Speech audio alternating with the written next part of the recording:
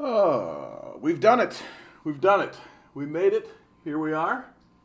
Outside doesn't know what it wants to do. It literally has been raining all day, and I've actually been really bummed about it because I wanted to do some recording today, some audiobook recording, and I can't when it's raining because it's right here and you hear the like against the window, right? So I can't do any recording.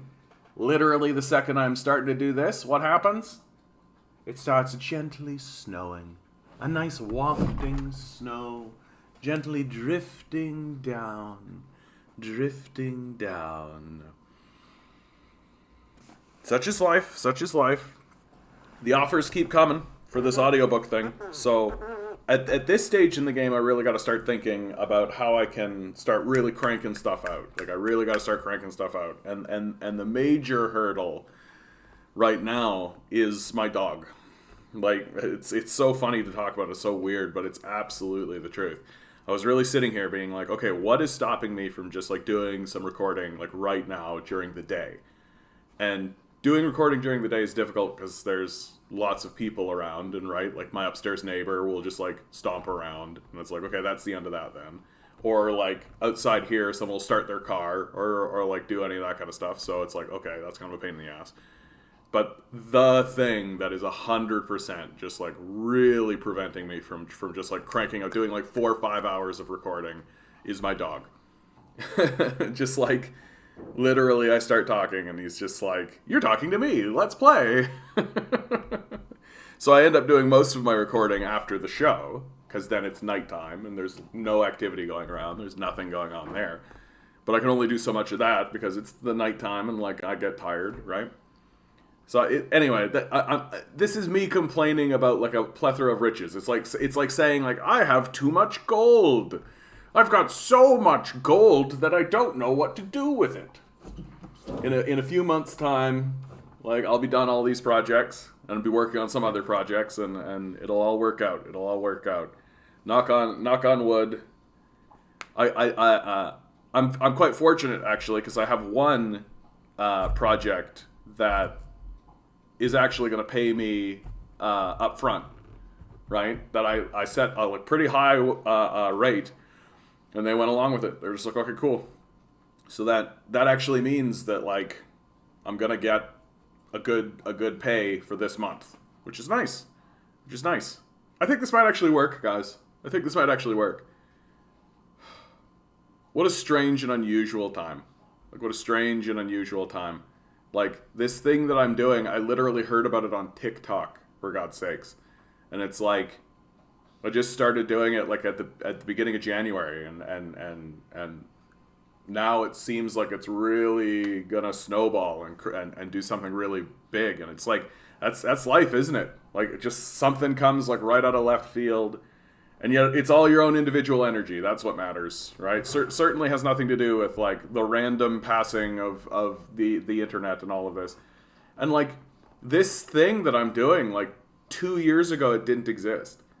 Like it's just like things are so shifting and changing constantly. You never know what's coming next, and you never know what where you're gonna be. Yeah, anyone have their bank accounts frozen yet? Yeah, not yet. Not yet, although that is starting to happen. I've been reading the reports about it. I think the thing, and I didn't do a video today because it's raining and shitty and I was feeling bad all day today, but the thing that I think I've been seeing a lot of, and I think you'll see as we go through as a constant and persistent theme, is the dehumanization of these truckers and the dehumanization of these protesters. That it is a complex issue, right? I was talking about it a lot yesterday. Like, obviously there are aggressive fringe elements within the protest, like completely undeniable. But that what's being focused on are those fringe elements and are these kinds of things. And it's being focused on in the House by both the Liberals and the NDP and the Conservatives as well. And no one is actually talking about why do these people feel the need to protest in the first place? Like, when the Quebec separatist movement was going on, there was a pretty clear understanding that like they were fighting for their independence and for separatism here in Canada, right? But the trucker mandate issue, right, is not really getting spoken about at all. Like no one is actually addressing that. Like, yeah, this is like these people want a living, right? Will the right wing realize that capitalists are the enemy? This protest sure put them on the wrong side of the wealthy interests. I mean, but this is the thing, Grinning, is these truckers. I don't think like they don't have a class analysis whatsoever, right? They literally don't have it at all. Like you talk to these guys, and it's a very rural mindset. It's a very, very rural mindset, right? And so they don't have like an actual critique of the culture that they're in, right? Like as far as they're concerned, like capitalism is like the Red Sox, like it's their team, and that's as far as they get. They don't get farther than that. And will they ever realize that capitalists are the enemy? Well, what's funny about this protest is that they've done things specifically to antagonize the very capitalists they purport to be allied with, right? Which really tells you that what is occurring is not occurring from a place of analysis. It's not coming because they've been like, well, this is the structure of it, and this is what like. That's how I come to protest. Like, that's how I get to the point where I say we have to protest. There's no other alternative. Because I've done a structural analysis, and I see that the only thing these guys are going to respond to is exactly what these truckers are doing. They have come to it strictly from a, like, something's gone wrong in my country. Nobody's doing anything about it. We got to do something about it, so we're going to hit them in the wallet. And that's it. Like, that's as far as they've gotten, right? Things aren't working for me, and so I need to do something. And, like, will they ever realize that capitalism is what's at issue? Well, I mean, if they do, then they're never going to, like, then they're no longer right wing, right? Like, can they get to a point where they start actually articulating that, like, the structural issue of capitalists extracting wealth out of the society? I don't see it.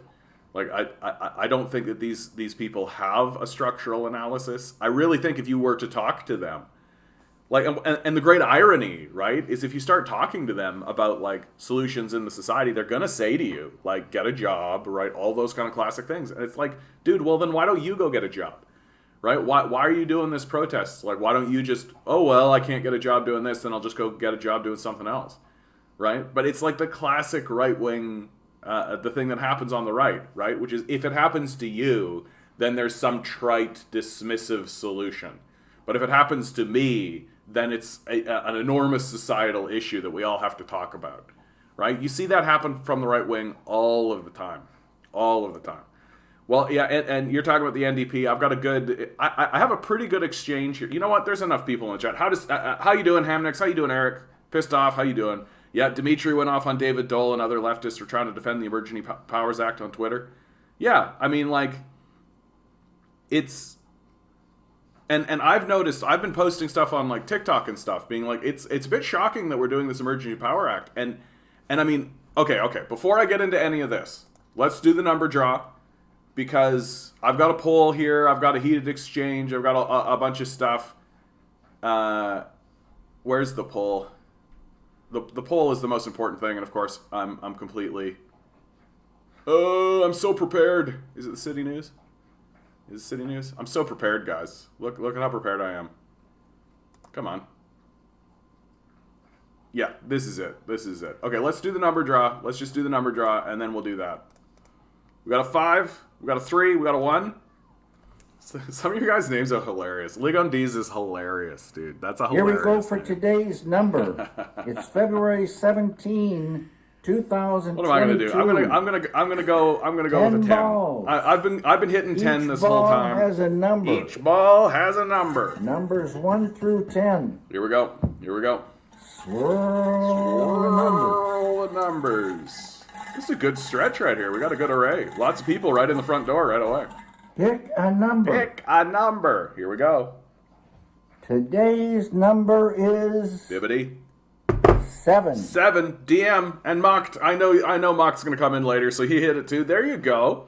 We finally hit it. I feel like we've been... No, we hit it yesterday, didn't we? Anyway. Congratulations, DM. Go off and buy that scratch ticket. Go off and ring a bell, right? Cheer into the world. All of that kind of stuff. Okay.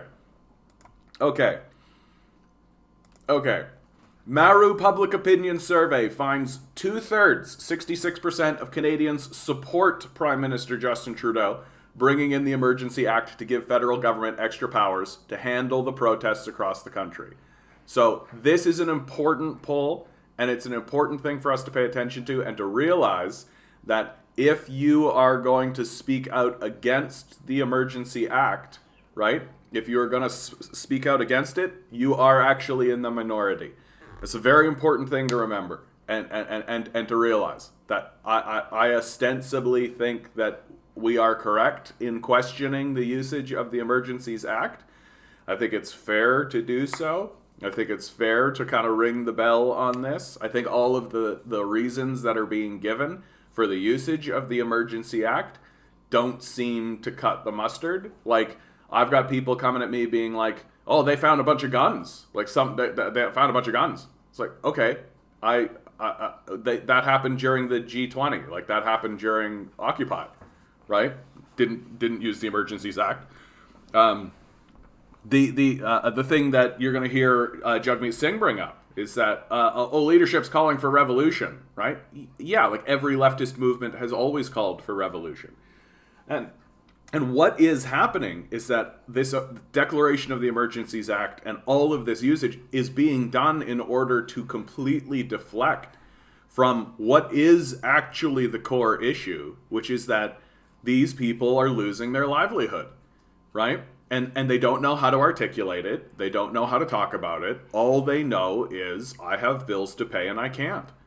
And they see a very kind of an oppressive government force that is constantly chasing them out.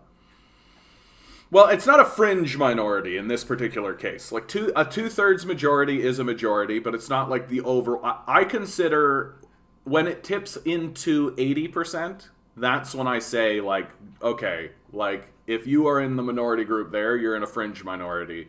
Whereas between, like, 80 to 50%, you're still in a ballpark of just, like, minority. But, considering that every government in the past, like, 40 years has been elected by 30% of the populace and has achieved, like, majority government status, right? It's not... Is there a disconnect between this is an emergency and this deserves the use of the Emergency Act? Seems to me that this is an emergency, and maybe our euphemistic naming of acts isn't helping. I mean, if I were to go on the other side of it and take the position of the Liberal Party and be like, okay, like, they do have people resigning key positions, right? Like the Ottawa Chief of Police has resigned. That's a problem for sure. This also does kind of, it does smack a little bit of, like, action for action's sake. We're seeing a lot of that out of this government. Action for action's sake, right? And using the Emergencies Act has that kind of, but what it's ostensibly done is it's blown the conversation out from where it needs to be, which is, what can we do in order to quell this unrest from a systemic level, right? It's very much like coming down with a hammer instead of actually going in and talking to these people and addressing them. That's the thing that I keep bringing up. Like, and what troubles me the most, especially coming from progressives and people who consider themselves leftists, is, like, the Trudeau administration at no point has spoken to these people. Like, nobody has talked to these people. No representative, nobody from the Liberal Party. Like, if not Trudeau himself, which I think is a big ask. It's a big ask to ask for Justin Trudeau himself to go down and do that. Like, that's a pretty big ask. But you could send a delegation or a representative or somebody, right? Like, you can do that, and it's literally never happened. Like, it's literally never happened. And so it, like, to me, like, I feel like when if I'm watching an episode of Star Trek: The Next Generation, right? Well, Jean-Luc Picard always reaches for diplomacy, like, always, right? And that's what I expect to see from leadership. I expect to see diplomacy being the tool that they reach for, and it's only after diplomacy has broken down. But I've never seen that. There's been no conversation whatsoever. There's been no politician who has actually spoken to these people. And, like, that to me is a failure of leadership, right? And I think you're onto it, Grinning, which is if you talk to them, it validates their issues. But their issues are valid, right? Like, that's the thing that's getting washed away in all of this, right? That we've dehumanized these people. We've treated them as though, like, and don't get me wrong, all of the critiques that have been levied against them are ostensibly correct. And my answer to that is, so what?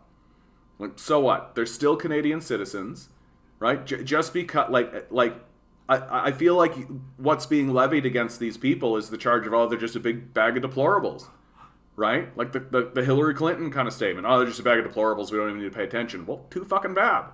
Like, too fucking bad. Just because you don't like them doesn't mean you can't talk to them, right? Or shouldn't talk to them, especially if you're the fucking elected government, right? Like, it's doubly and triply and quadruply if you're the elected government, right? Your job is to govern and rule over all Canadians. And that means that you have these people who you don't like, and Trudeau himself has very personal reasons for not liking these guys. Like, they're walking around with signs that say "fuck Trudeau."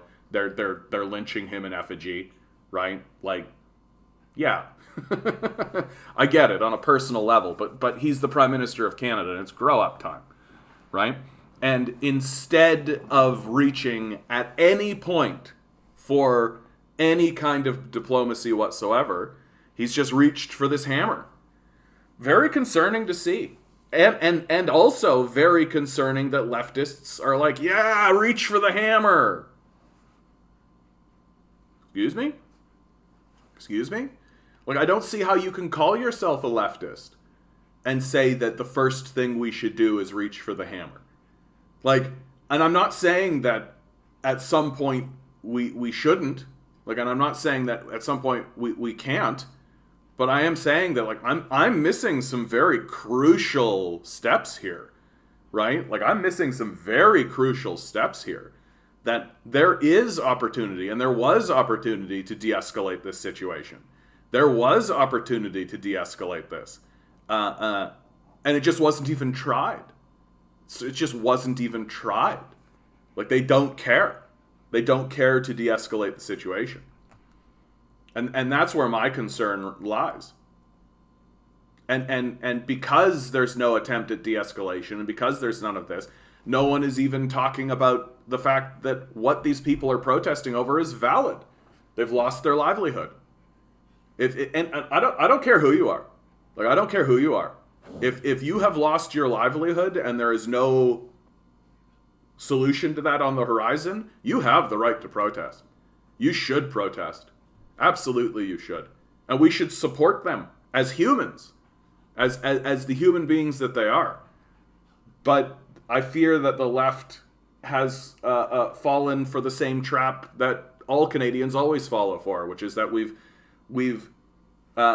busy critiquing the window dressing while ignoring the foundation, right? That we're not actually inspecting, like, we're not seeing the cracked foundation. We're just curious as to whether or not the paint job is any good. Like, that really seems to be the case. And we're not even pausing to ask ourselves, like, we're just saying, like, oh, these guys are calling for a violent call, but we're not even bothering to stop and go, like, okay, well, why are they doing that? What's the underpinning rationale to that?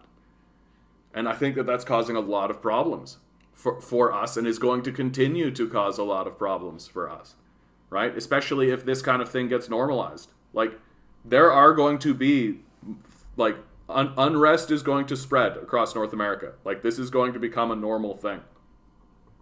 Every single time, the Emergencies Act is that, and that's the first thing that should be reached for. That's the first thing that should be reached for is the Emergencies Act, because it has been. It's the first thing they did, right? They didn't negotiate. They didn't talk. They didn't try to put in any other kind of measure. They didn't do anything. Like, literally, they reached for the Emergency Act. It's the first thing they did. And leftists are going like, yeah, let's do it. Yeah, ha ha, pew pew. What? Well, okay. Okay.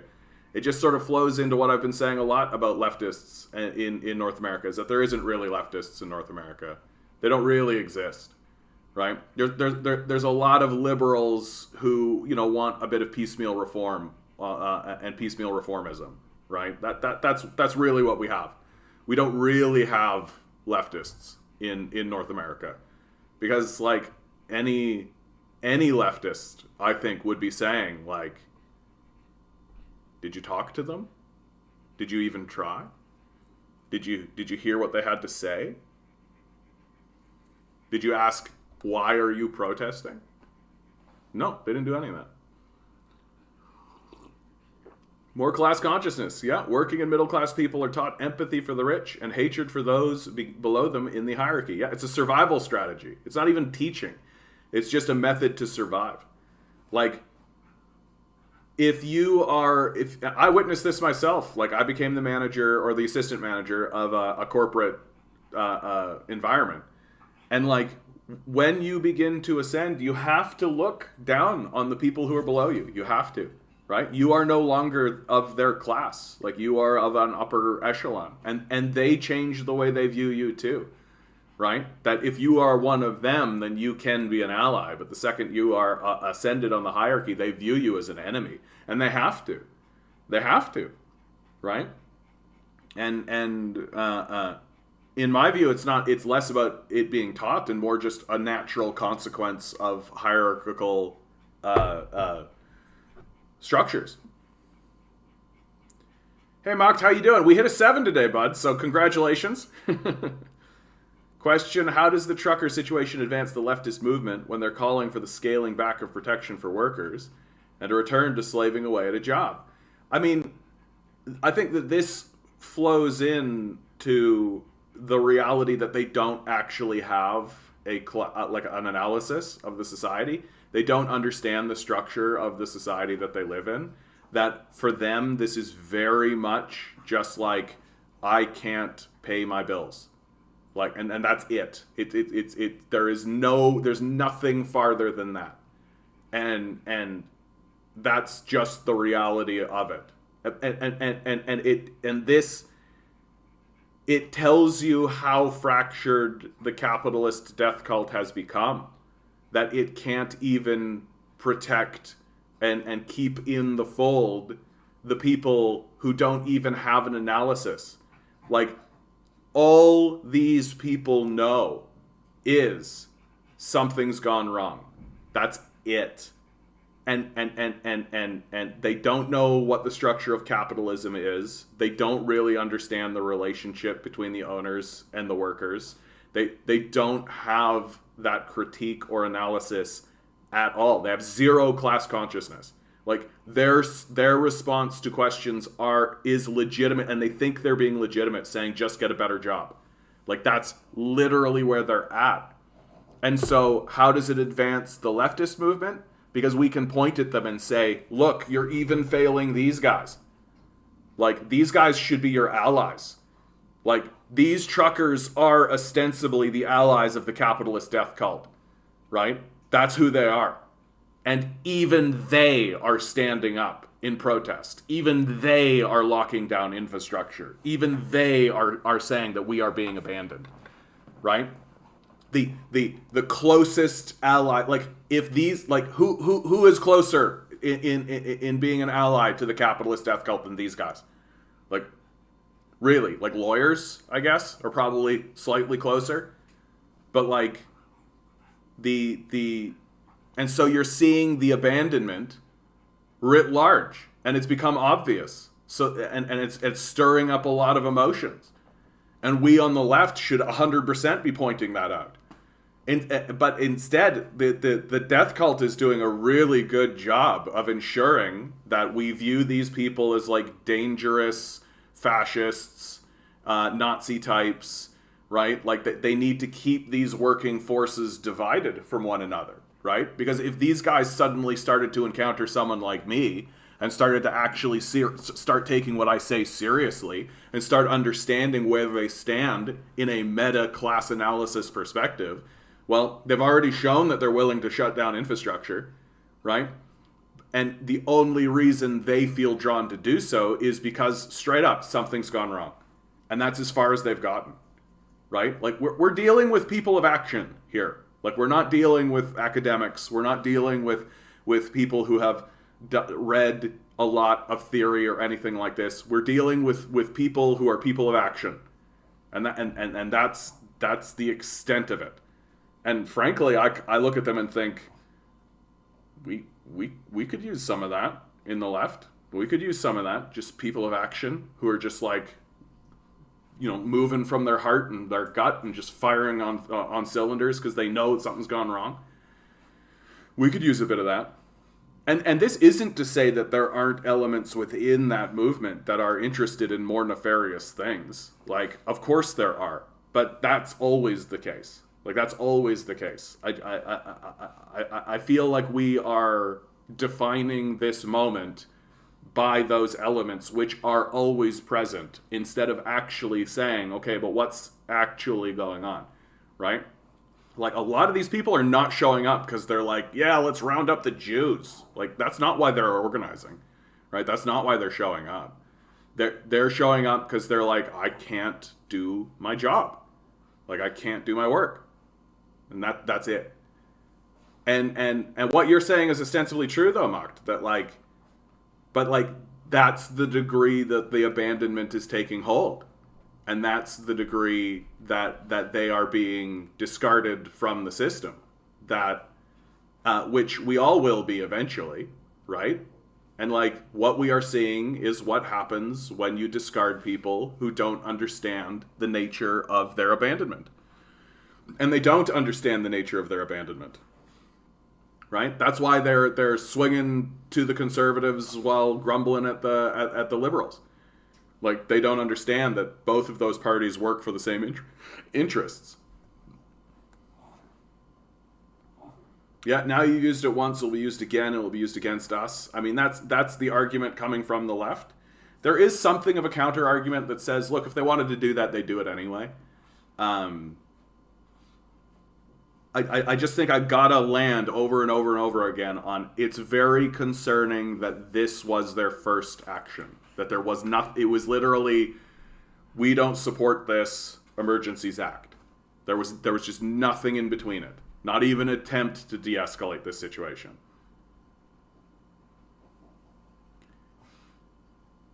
I hate it when it snaps down like that. It drives me crazy. Yeah, reach for the hammer and the sickle. Star Trek based on anti-capitalism for sure. Trudeau calling a conservative Jewish MP a Nazi, then leaving Parliament floor was totally unacceptable. He should resign. I mean, that's not exactly what he said. Like, he didn't point at her and say, you're a Nazi, but but what he did ostensibly is continue to focus on those fringe elements that certainly exist in the protest, but certainly exist in all, and it's just being done to not actually have a conversation, right? Yeah, did we talk to Libya before we bombed them back 350 years? Yeah, exactly.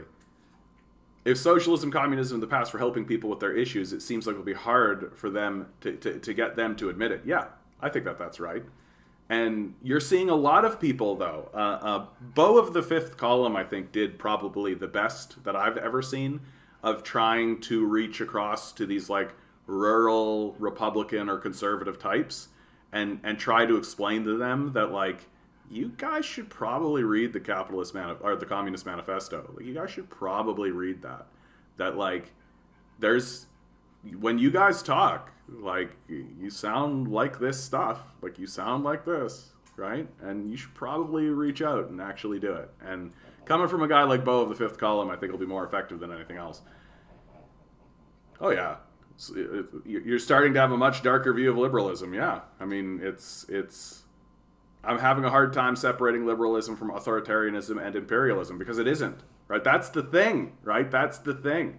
That liberalism exists as a counterbalance to conservatism within a capitalist, authoritarian, imperialist system.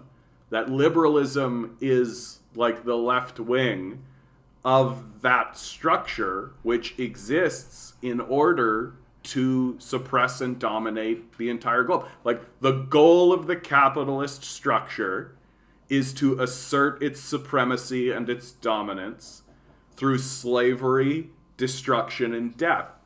That's the goal of the capitalist structure, and liberalism exists in order to ensure that it can be done with a happy little smile. That the citizens that are within that system and within that structure can believe that what they are doing is ostensibly a good, right? And to act as a release valve so that when the darker forces, right, press in on the society, like when the capitalists want to do domestically what they do internationally, the liberals exist in order to be the release valve so that that pressure doesn't build up and collapse the system itself, right? That's the entire role of liberalism, is to ensure that the system of capital doesn't destroy itself internally, right? And but right now, these liberals are not acting as liberals, right? They're not actually acting as the release valve. They're far closer to conservatives, right? They're far closer to conservatives, and the goal of the conservatives, of course, is to manifest a more true capitalist reality, which is one of death, destruction, slavery, and abandonment. Like, that's the system of capital, and it always has been. Like, if you don't have imperialism, you don't have capitalism, because capitalism doesn't actually generate anything, right? Like, all of the... And you can see how diluted its proponents are. Like, when Jordan Peterson debated Slovak Žižek, right? He said that, well, at least capitalism generates wealth. And it was like, but it doesn't. Capitalism steals wealth. That's how capitalism works, is that it enslaves other people and makes them do all the work, and then goes into other nations and steals their resources and brings them home, and then says that all of the work that was done and all of the wealth that was generated was because of the glory of this free market voluntary capitalist system, right? So it's extraordinarily delusional what's happening.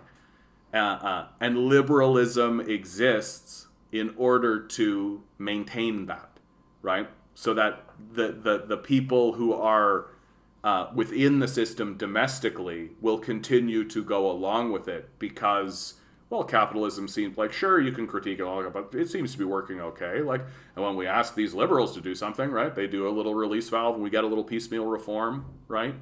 But even the piecemeal reform has ended. They're not interested in it.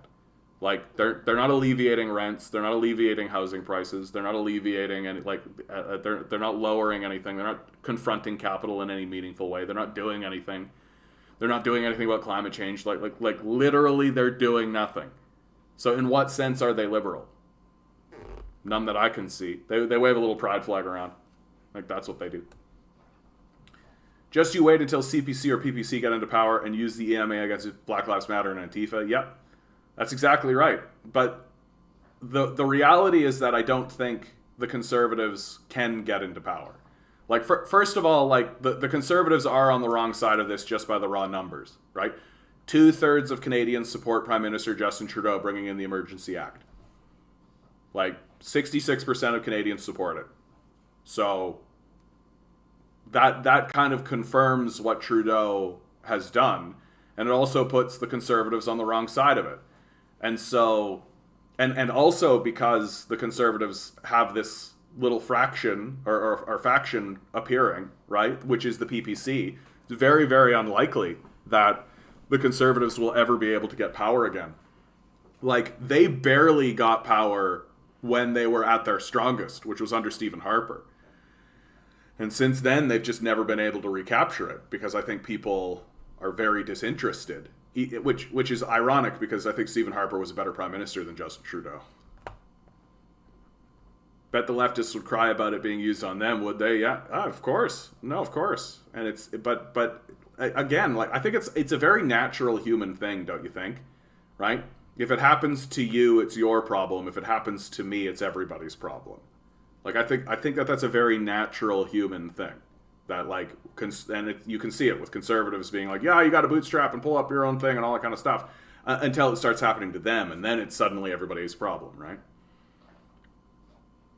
I just don't think this trucker convoy currently meets the threshold for using the Emergency Act. I agree, Major. Like, I agree. I don't think it actually legally... And what you're seeing now is...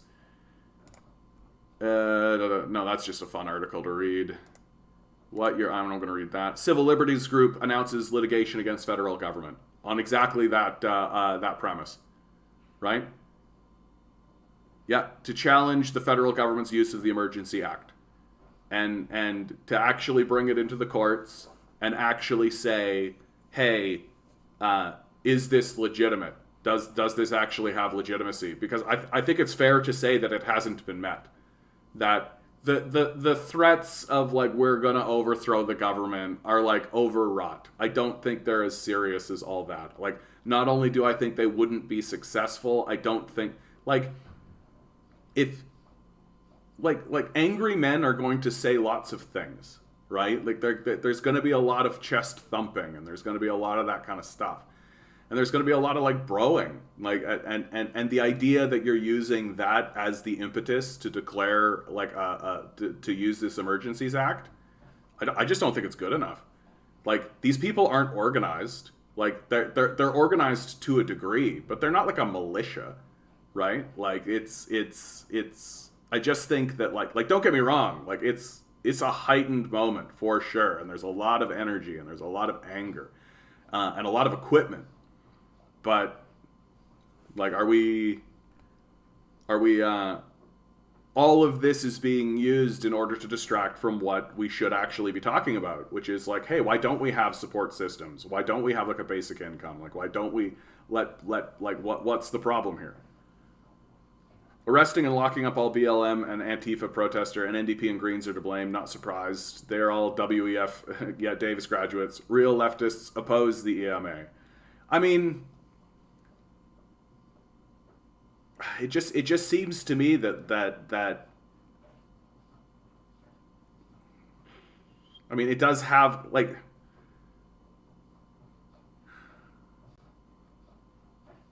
Anyway, no. That's a half-baked thought. BLM isn't leftist. I mean, I would disagree with that. I think BLM is leftist, but the government will reach for societal violence. Yeah, why didn't they use... exactly. Like, this is actually kind of what I was thinking. Why didn't they use the Emergency Act when there were wildfires in BC last summer? Or in regards to climate change generally. Like, towns are burning down. Is that not an emergency? BLM is laundering money, so there's that. Oh, is it? Oh, that's fun. Trudeau is pro-BLM and Antifa. Those groups are safe in Canada. They're peaceful. I mean, they do seem to be peaceful. Like, they're not... If I were to compare the two, right, I don't see, like, big weapons caches and all that. Although, again, though, like, this is worth pointing out is that, like, there's always going to be that element. Like, it's always the case. And it's always going to be the case because there's humans. Right? There's humans involved in the process. There's always going to be people who are seeking to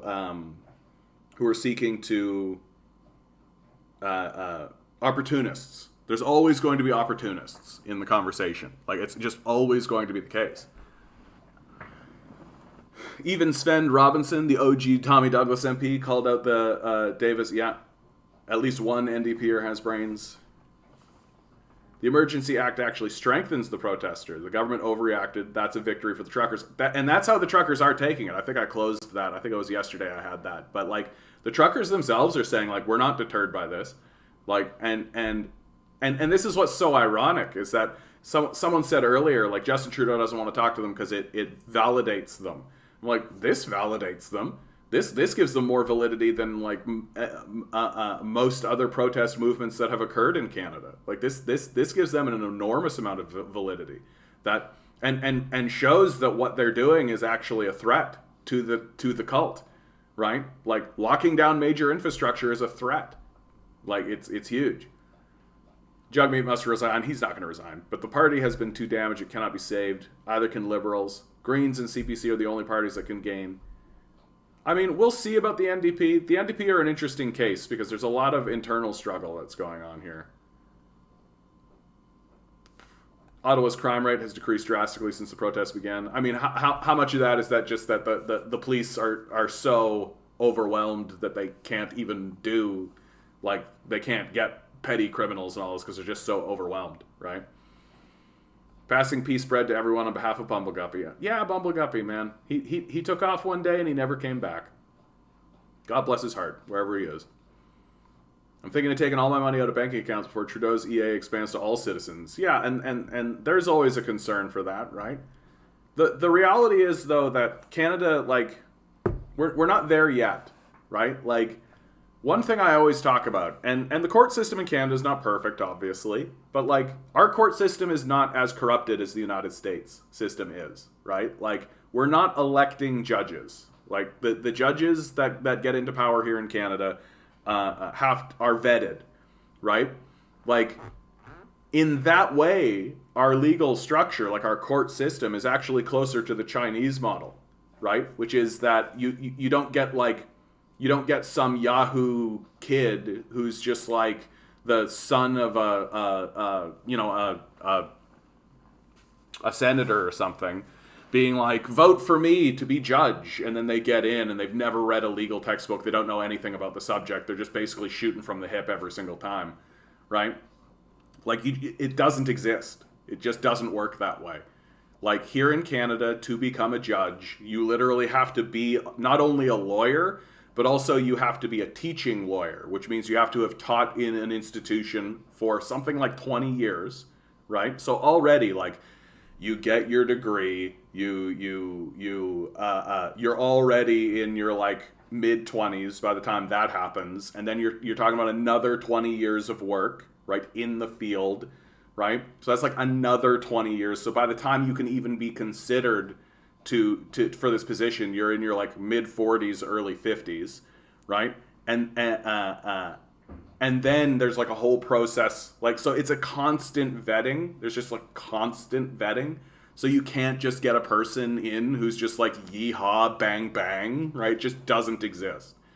And so that's why this civil liberties group announcing litigation against the federal government is actually important, right? Because it's not like they're gonna go to like Joe Kokomo from Hoboken, who's like, you know, the son of somebody, or just knows how to run a fucking campaign, right? Like, it's actually quite serious, and it is the reason why I think that the declaration of this Emergencies Act is actually a botch by the Trudeau administration, because this could blow up in their faces, right? Can you imagine if the court system agrees with the civil liberties group, how empowering that's going to be for this protest movement, right? It's going to be enormously empowering if this civil case falls in their favor, right?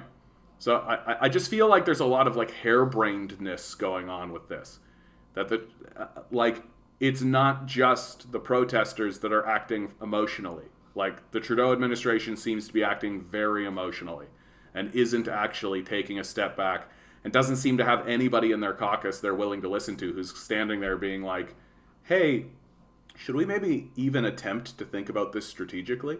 Like, should we even attempt to think about this tactically? And maybe they are thinking about this strategically. Maybe they are thinking about this tactically, but their goal isn't to finish this peacefully. Their goal is to make sure that nobody realizes that this is part of a larger picture.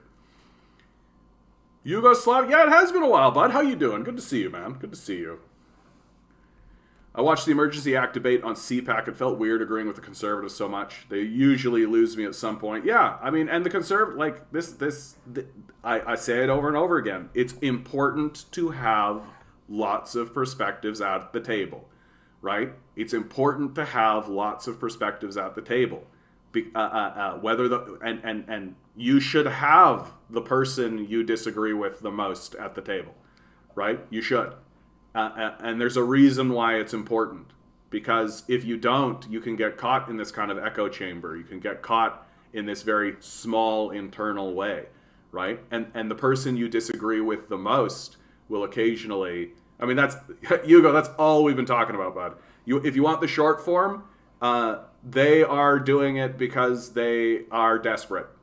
They're desperate. They don't know what else to do. They're doing this. Ostensibly, I agree with their tactics, right? And I can understand why their goals are so poorly laid out, because they don't actually understand the society or the system they live in, right? They don't have a class analysis. But ultimately, they're winning. They're getting what they want, but their demands are very weird and aren't going to work ultimately, right? Like, oh, lift the mandates, put everybody back to work. Okay, well, the capitalist system is structured to destroy itself. So when it happens, what are you going to do? You're going to come back? Right? We'll see. First, they came for the socialists. Oh, yeah. Macri borrowed millions from the FMI in Argentina and shared more than half of his cabinet. In France, yeah, I mean, that's fucking corruption to an enormous degree. I don't see liberals winning again. I see even a CPC minority, even if it's not a super majority, like under Harper. Yeah, I would love to see a green minority. I mean, that's not going to happen. But the issue is right now that, like, people who are voting liberal don't see an alternative. They're not interested in swinging towards the CPC, especially now that the CPC has swung further to the right, right? So they're not interested. Like, it's not going to happen. And they're looking at the NDP, and let's be frank, like, it's still led by a dude with a turban. Like, there's no change there. So, like, I feel like when I look at liberals and I see what they're saying, I just see people who are trapped. They don't know where to go. They don't know who to turn to. They don't know what to think or believe, right? All they know is this guy's a pretty boy with Trudeau's name. And ostensibly, again, it is worth pointing out, most of them agree. Like we are talking about this Emergencies Act from our perspective, but we've got to remember, like, we are in the minority here. Most people are in favor of the Emergency Act being evoked here. It's a political win for the liberals to do what they're doing, right? And so you start to ask, like, okay, well, if it's a political win to actually ignore what these protesters are protesting about and to just do this kind of petty politicking, doesn't that sort of speak ill to the system that we have in the first place? And I ostensibly agree. I'm just like, yeah, like, our system sucks. It was designed to diffuse power, not to build power. You might not get yeehaw bang bang, but I'm not a super big fan of vetted and cleared for years via the state infrastructure rejudges. I'm thinking the answer lies in reducing state power. I don't like this, reducing state power, because it pretends as though there aren't other power structures that can overwhelm state power, right?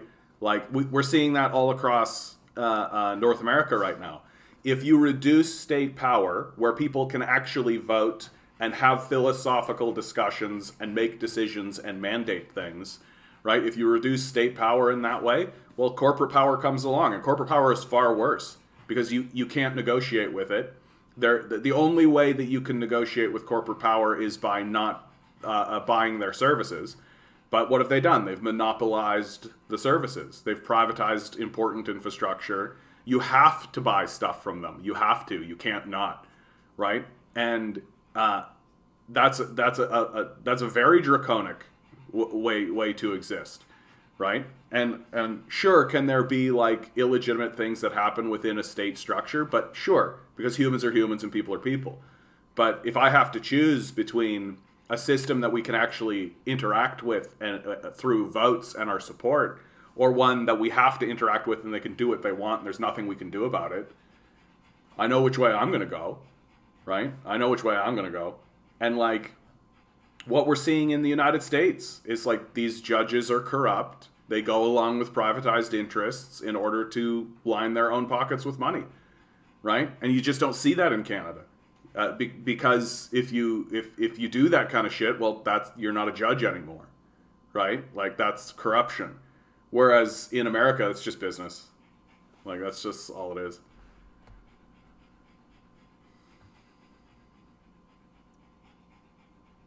CPC minority with Greens as official opposition. Not that's not going to happen, bud. Like the Greens have 2 seats. They don't even have a leader at the moment. Like it's we'll see. Yeah, desperate sounds more serious than having breakfast at Denny's. Yes, it does. Yes, it does. Like I've been talking to these guys. Like that's really what it comes down to. You go talk to these guys, right? And sure, there's like a bit of this like I want my life to be better as I do the job. But a lot of these guys are like I can't do my job, like, and that's it. Like they can't do their job. And you think about how much they've invested in it. You think about how much they've put into it. They think about all of that kind of stuff. And we could have the same sort of trite solutioneering, right? Which, well, just get the vaccine, right? And then you can get your job and all this. But these guys are saying, yeah, but there's always another thing. There's always another thing. There's always something. And it's like barrier after barrier after barrier after barrier after barrier after barrier. Like, you're genuinely telling me that the reason why these guys are like abandoning their work and doing what they're doing is because they refuse to get a shot. Like it is far more complex than that, and it is serious. Like they're desperate. Why else would they be doing this, right? CPC was centrist and lost, yet winning popular vote. I mean, they weren't really centrist. They were moving in that direction. They were trying to... I want Dimitri to be the leader of the Greens so I have someone to vote for. I can't agree with that more, right? The biggest problem with Canadian politics now is, I mean, there's just no one worth our support or our time or attention, right? And the Canadian populace generally agrees, right? Like, the Liberals aren't supporting Liberals because they're like, yeehaw, Justin Trudeau, right? They're supporting the Liberals because they don't know who else to vote for. There isn't an alternative option, right? And until Dimitri is actually the leader of the Greens, I mean, there's not gonna go on. I saw a similar poll saying 50-50 split, depends who was asked. Then again, I distrust all polls, but even a 50-50 split is still like a win for the Trudeau administration. The bastard that murders thousands of my countrymen. Who are you referring to here, Hugo? Perhaps Pierre Poilievre will get a CPC win in 2023. I really doubt it. Like it's really unlikely that like the populace didn't go for the Conservatives under Scheer. They really didn't go for the Conservatives under O'Toole. It seems extremely unlikely to me that they'll continue. That suddenly they'll have like a come to Jesus moment, and think like, oh, Poilievre, he's different. Like, especially when Poilievre is like literally a Harper man. Like, it just seems very, very unlikely to me. CPC win would ruin Liberals' image, be a great restart for the NDP, its cabinet. I mean, that's sort of the accelerationist argument, right? Voters are fickle and gullible. Yeah, that's true. Oh, thanks, Hamnix. I appreciate that, bud. I appreciate that. My favorite thing is talking to the chat. It's my favorite thing. I love it. The Bosnian Brotherhood. Oh, well, there's a new name, too. Official list of demands, Sun, Tamaris, Twitter. Just end all mandates and apologize. As for Governor General, do an investigation on the Trudeau years. All right. Let's pivot. Oh yeah, let's show this first of all. Like this is pretty. like this is an interesting exchange that occurs here, right? And one worth a bit of analysis because it flows into what I'm kind of talking about. Stated their mission, which was to overthrow the government. It sounds ludicrous, but they brazenly posted that on their website, and they reiterated it. Order. I can't hear the question, and I'm sure the Leader of the Opposition can hear the question. The Honourable Member for Burnaby South. It's no secret that the goal of this convoy, posted brazenly on their website, reiterated as recently as earlier this week in a press conference, was to overthrow a democratically elected government. That was their goal. So the interim leader of the Conservative Party says, we have heard you, we will keep standing up for you. Do you regret endorsing a convoy that is attacking the fundamental democracy of our country? Do you regret endorsing and supporting an occupation that has harassed citizens? Do you regret endorsing a movement which has lost... Order. I know the questions have to come through the chair, and then I can't speak on behalf of the Leader of the Opposition, but I'll let the Leader of the Opposition answer the question. Thanks, Mr. Speaker. And obviously, nobody in this House believes that a government should be overthrown, although I have seen that member's colleagues at a number of pro-communist marches, and so not sure if that means he endorses communism. In fact, I'll tell you what I know is when history looks back on this, Conservatives will have stood up with Canadians, millions of Canadians, vaccinated Canadians, Canadians who are blue-collar workers, Canadians who are white-collar workers, Canadians who have had enough of a Prime Minister who has divided, wedged, stigmatized, and traumatized them. And the party that will have stood with that Prime Minister is that member and his NDP colleagues, and it's shameful. Like it's interesting to me. Like here's the leader, Jagmeet Singh, right, of the NDP, taking this opportunity to kind of join in the dog pile of taking a. Of course, this convoy is still a thing. Like this is the major news going on in Canada, right? Like, and you know it's major because the Americans are noticing, right? If the Americans are noticing.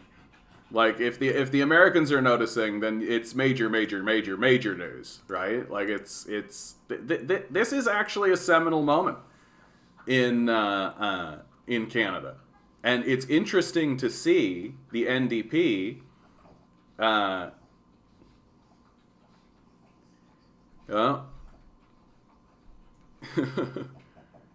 We've got a conversation going on in chat that unfortunately I can't participate in.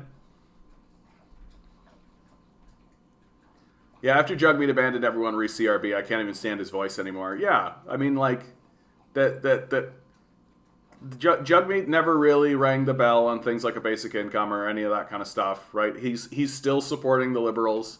He's still supporting the Liberal government. Like, in many ways, he has just become, and this moment here especially, like, he's taking this opportunity that he has in the House, and instead of focusing on, like, the people who, like, the actual issues, this underlying issue of what is going on, he's just treating, and like, again, like, what's this post that he's talking about? Like, what's this like overthrow the guy? Like, is he just taking like locker talk, basically? Is he just taking fucking locker talk and treating it as if it's like that's the whole goal of the entire movement? Like, it really does, like. But what's unfortunate, like, I feel like what we are seeing here is just a breaking down of the society into base tribalism, right? And that you're getting polls come out that are really indicating that that's the case. Oh, death threats in your language? Dude, get the fuck out of here. No, get the fuck out of here. I'm not interested. Sorry about that, Hugo, dude. That's brutal. Like, what the fuck is that about? Yeah, get the fuck out of here, bud.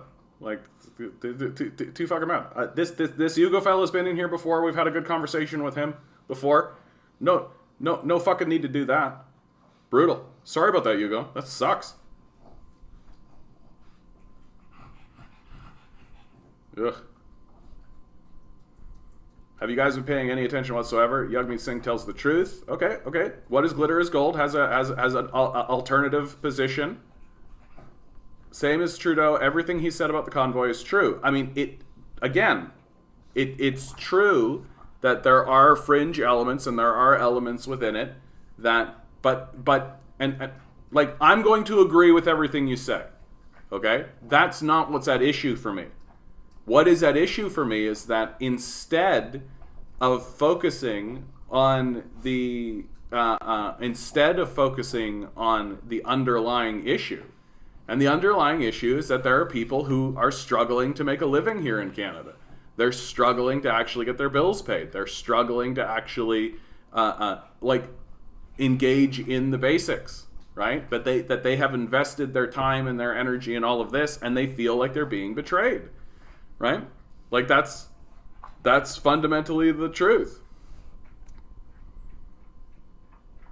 Right? And we're just not talking about it. Instead, we're using this rhetoric of escalation. And that's very concerning. It's very concerning to me that we are moving into this language of escalation, that we're not de-escalating, that we're not actually saying, how do we actually get through this and find an end point? How do we find some kind of unification or reamalgamation or consensus or connection? And it seems to me like both the Liberals and the NDP are happy to continue escalating this situation in a very serious kind of a way. And my number one critique of them is that they reached for these emergency acts before they even talked to these guys. Like, there was no even attempt to communicate with these guys in serious ways, right? Like, what a great question, Louise. What should be done here? What a great question. That's the question, isn't it? I mean, my perspective, and what I was surprised to see didn't happen, right? What I was surprised to see didn't happen was an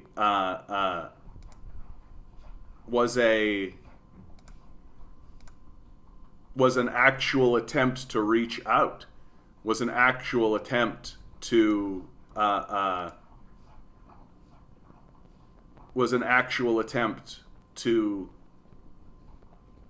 like, these are his citizens. Like, these are his citizens, whether he likes them or not, right? Whether he likes them or not. These are his citizens, and they're obviously upset. Obviously. They're obviously acting and taking action because they feel as though they have been abandoned. Like, that's obvious, right? And what's concerning to me, and I really mean concerning, is that our leadership has made no attempt to even and I'm not saying that, like, Justin Trudeau should have walked out into the middle of the protest and started a conversation with these guys. Like, that's not what I'm talking about, right? Like, but he could have sent a delegation. They have a stage set up. No Liberal has gone there and tried to talk to them. Like, no one have tried to address this. Like, all that I am seeing, and in the House no less, from both Trudeau and Jagmeet, is the hyper focusing on the extremist elements, which always exist in any protest movement, right? Like, they existed in Black Lives Matter, they existed in the Occupy movement. Like, no bullshit. Like, there's no reason to bullshit ourselves, right? Like, I was there, I saw them, I know they existed.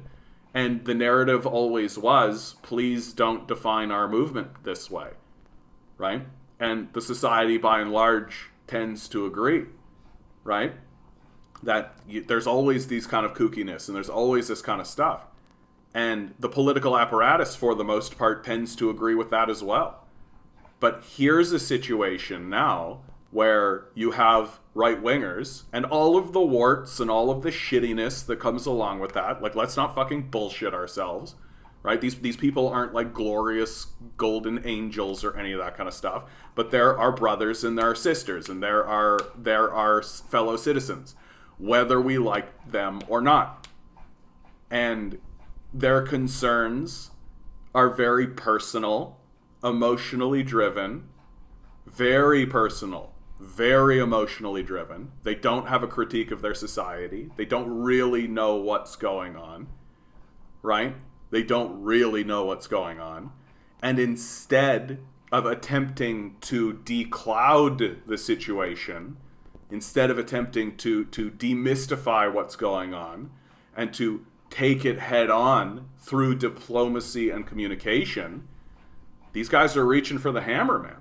They're reaching right for the hammer right away. Like, right away. It's very concerning to see. Like, because if this is how they're acting domestically with their own fucking citizens, well, how else do you think they're acting? Like, how else do you think they're fucking acting? Right? Yeah, Trudeau, go tell them they're racist and stop being mean. Yeah, like, that's going to do it, right? Like, we've done it. Checkmate. But the unfortunate reality of how our political system works is that as long as he can get enough votes, it doesn't matter. It's a popularity contest, after all, right? You don't actually have to address the issues of people who weren't voting for you in the first place. And that's exactly what he's done. Instead of attempting to de-escalate this situation, instead of attempting to say, like, okay, like, what is driving these people? What is the engine? And I think you guys are hitting it. If there was a UBI from the beginning, no one would be protesting, right? Yeah, hey, why don't politicians call it the stupidity as easily as you do? Like how the CERB got done so easily. Look, if someone's salary is tied to not understanding a subject, then they won't understand it. That's really what it is. But you do have liberal backbenchers during this period of time questioning the use of this Emergency Powers Act, right? So even within the Liberal Party itself, there's a bit of shakiness. There's a bit of dissension. How you doing, Anduin? First timer. Hopefully you're not just the face of that troll that was coming in here. There's so many nice people there dancing to Mamma Mia and Celine Dion today. Hate the mainstream denounces all of them as extremists. Yeah, but I mean, that's kind of what's taken hold. And it's worked, by the way. Like, it's completely worked. Like, that's my observation, right? Like, here's a great one that comes just from, like, a website I go to, right? I have to admit, I don't know Trudeau much, and I've heard mixed things about him in the news, but this really is hitting the ball out of the park and calling reality real. If you side with people that have swastikas and Confederate flags and later pretend you didn't, well, you did and you were okay with it. But so you see, right? Like, that narrative is gripping. But the truth of it, like, yeah, we saw some pictures of that right at the beginning, right? As the whole thing was coming together, we saw that. But we've gone to Ottawa walks. Like, we've gone to Ottawa walks, right?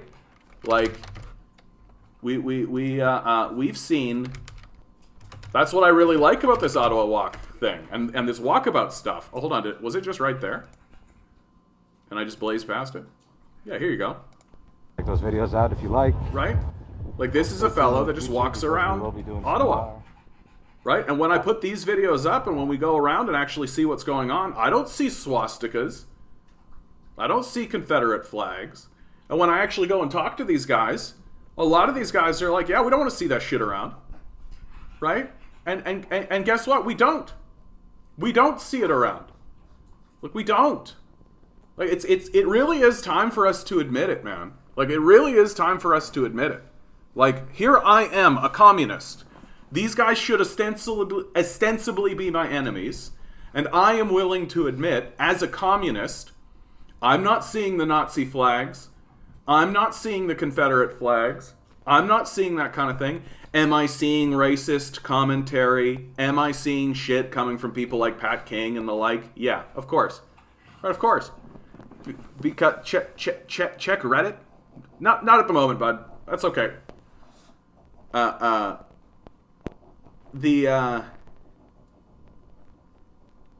feel like what we are, like, we really are looking at deflection 101. That the Liberals and the NDP are hitting on the extremist elements in order to avoid having a genuine conversation about what's going on in their own country. Viva Frey also does great interviews with those protesters. Yeah, I don't know if I've seen some of that. Yeah, and exactly, Vince. That's an important thing to know too. Pat King got denounced by the convoy organizers, right? And the convoy organizers denounced the use of that sort of symbology and all of that. What did it come late to the game? Sure. Like I said early on that a big critique I had for these guys is that they weren't getting ahead of it, right? That they weren't actually getting ahead of it. But that doesn't make them evil, right? That makes them disorganized, right? Like, that's all. And like, but because there's so much emotion tied up into this, and because perception is so easily manipulated, right? It's once you reach the conclusion that this is a far-right extremist movement that is using violence in order to try to foment a coup, like, once you reach that conclusion about it, well, there's nothing else you can do, is there? Like, there's just nothing else you can do. And you can't talk to it. You can't reason with it. You can't de-escalate. You can't de-escalate. When the reality that I'm seeing is like these guys aren't interested in a fucking coup. They wouldn't know what to do. There's a thin blue line Canada flag shot just a moment ago. Yeah, I saw that too. But that's not a fucking swastika, right? Like, it's not a fucking swastika. And again, like, these guys are right wingers. Like, they are right wingers. Like, and like, part of the thing that makes me really sympathetic to these people is, like, I'm from Manitoba. Like, I know these people, right? I've talked to these people. I was raised by these people, right? Like, they're not the type of racism that you see come out of these types of people isn't an aggressive racism of, like, let's round people up and shit. It's more born of cluelessness than anything else, if you ask me. Thin blue line is RCMP. Yeah, I mean, it's and it makes sense that, like, the right wing would have kind of a pro-cop kind of sentimentality. And also, is that so bad when you're in a situation where you're constantly in connection and conversation with the cops, right? Like, it seems to me like there's a I'd rather die on my feet than live on my knees, right? Like, that's super right wing, right? Like, that's super right wing. And so I feel like I keep saying it over and over and over again. Like, I don't know. I feel like there's a part of me that just genuinely believes maybe if I just keep saying it, maybe if I keep sending it into the universe, it'll actually stick, and someone with more prominence than me. Well, there are other people like Dimitri Lascaris. Like, the issues that these people are facing are actually our issues, right? Like, the issues that these people are facing are actually our issues. They just don't have the ability to articulate that is the case, right? They will say things like, we're doing this for all Canada and all this kind of stuff, but, like, what these people are experiencing is the same kind of abandonment that the rest of us have experienced from the capitalist death cult, right? It's just taking a different form because their journey is different, right? They've invested time and energy into getting these trucks. They have invested, in many ways, they've invested more into the capitalist system than we have, right? And they're still being abandoned. And they're still in this state of desperation. It's a very emotional moment, and it feels like our leadership is running primarily on emotion. That they're not taking the step back, and they're not actually saying, like, what can we do? Oh, wow, dude, no. Yeah, Major, if you're disagreeing with me, I want to know. I want to know. Oh, Gentiles rise up. Oh yeah, okay. We're good to get rid of you, Andon. I assume that Reddit thing is probably some inappropriate bullshit. Not interested in that kind of conversation whatsoever, bud. Get that shit out of here. Yeah. But deeply unfortunate. Like, deeply unfortunate. Fascist gonna fash. That's exactly it, dude. Like, that's exactly it. Like, you don't need to... I feel like these ideas... Oh, there's something in chat. Yeah, thanks, Major. I feel like these ideas are tied to a violent colonial history. I agree that our issues are their issues, but they're not advocating for genuine solutions. Yes. I guess I want better solutions to be louder. Absolutely. And that's a fair thing to say. But if the left gets stuck in just the shitting on it, right? Just shit on these guys. Like, if that's all you're gonna do, right? Then you can just like then you can just ignore that journey. Like, what are some legitimate solutions? Like, what are some paths? And that's my largest critique of these guys. How many times have I said it? These guys sound like communists. Like, they do. Go talk to them. They sound like fucking communists until you start talking about solutions. And then they fall into kind of like an ANCAP, like libertarian kind of position, right? Do you want to come up, buddy? Do you want to come up? You're a good boy. Do you want to come up? No? You just want pets. My little pug here, he's had his peanut butter and now he just wants lots of pets. I know, buddy. To live the life of a pug. To live the life of a pug, eh? Not have to worry about any of this stuff. Just your deepest concern is, where's my next thing of peanut butter coming from? When's my next thing of peanut butter gonna come from? Why can't I get some peanut butter up in here? Good questions. Good questions. They said people couldn't bring gasoline in, and truckers were like, yes, and the cops were like, okay, please don't hurt me. Yeah, I don't think they can bring gas. And I mean, with the evocation of the Emergencies Act, they're shutting down bank accounts and things, so people can't even bring in stuff like that. The truckers may have valid concerns, but the idea that they're against all mandates is absurd. Yeah, as they are one profession, hardly ever have to wear a mask. But I think, Adam, you're accurate. Like, from an analysis perspective, right? You're accurate. But from a just strict, like, I keep fucking saying it. Like, I keep fucking saying it.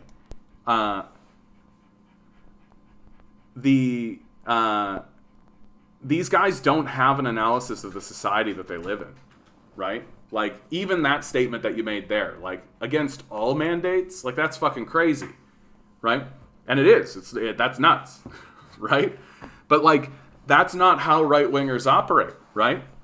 That right-wingers very much, like, they kick in the door and they make a big statement and they're just like, we're a gal, and could we talk them down from that? Yeah, I think we could. Right? But it would require actually talking to them, which we're not doing. Right? Like, that's the most important part of the piece. The most important piece of the puzzle. We're not talking to these guys. Ugh, brutal. Like, I can't imagine a person like this. Like, who is this person, right? Like, absolutely incredible.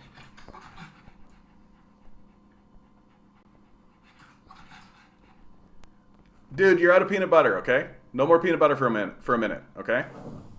Chill out, bud. Chill out. I know. I'm sitting here talking to no one as far as you're concerned. Milo. What a character. And I mean, all of these concerns do flow in to the larger sort of perspective of how the liberals operate, right? Like, here we have a story of Canadian hitman reveals reality of foreign policy. Right? The tale of Alan Cullum illustrates the essence of Justin Trudeau's liberal foreign policy towards Latin America. In fall 2017, the Trudeau government hired a diplomat to coordinate its campaign to overthrow the Venezuelan government. Over the next 4 years, Cullum was paid hundreds of thousands of dollars to act as Canada's special advisor on Venezuela.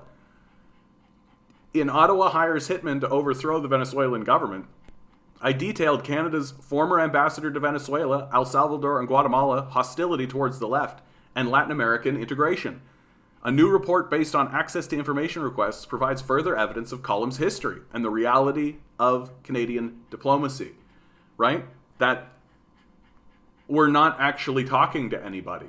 We're not talking to people internationally, right? We're not talking to any of that kind of, we're not doing anything diplomatically. What are we doing?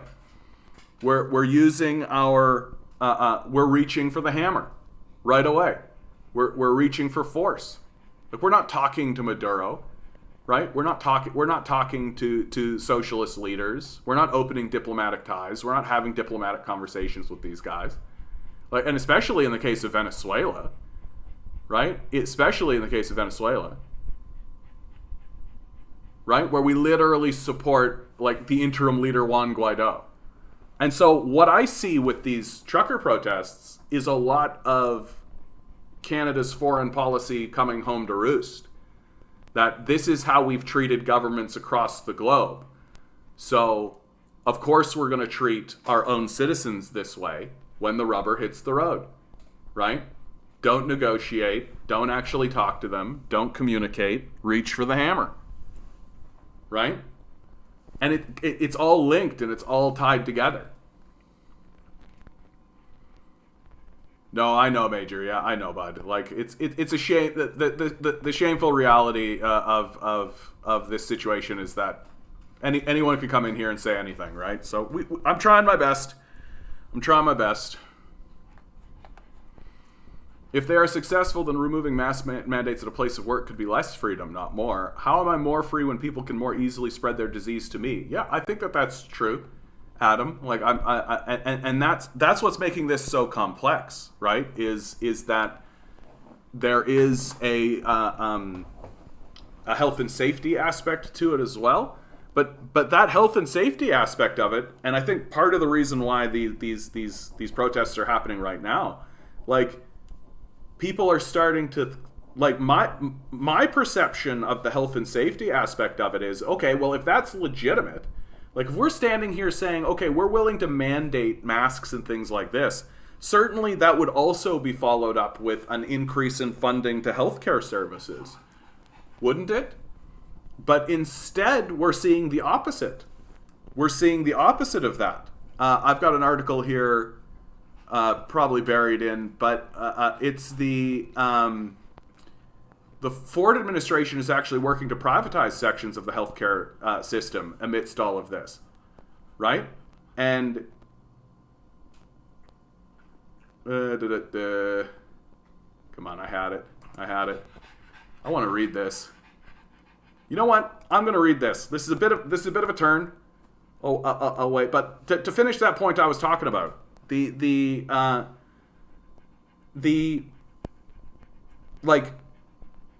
country of Cuba, with a third of our citizenry, right, a third of our population, has more doctors than we do. Like, part of what's going on, I think, is that we have caught the healthcare system and caught the political class with their hand in the cookie jar, because they are attempting to dismantle the public healthcare system and privatize it. A big reason why this is all happening, big reason why the lockdowns have happened and the mandates have happened and all of this, is because we don't want to overwhelm the healthcare system.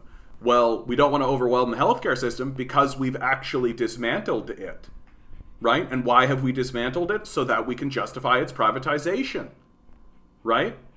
And to me, that's actually the core thing to be talking about. Like, if you are pro-mandate, right, shouldn't you also be pro-increasing funding to healthcare services?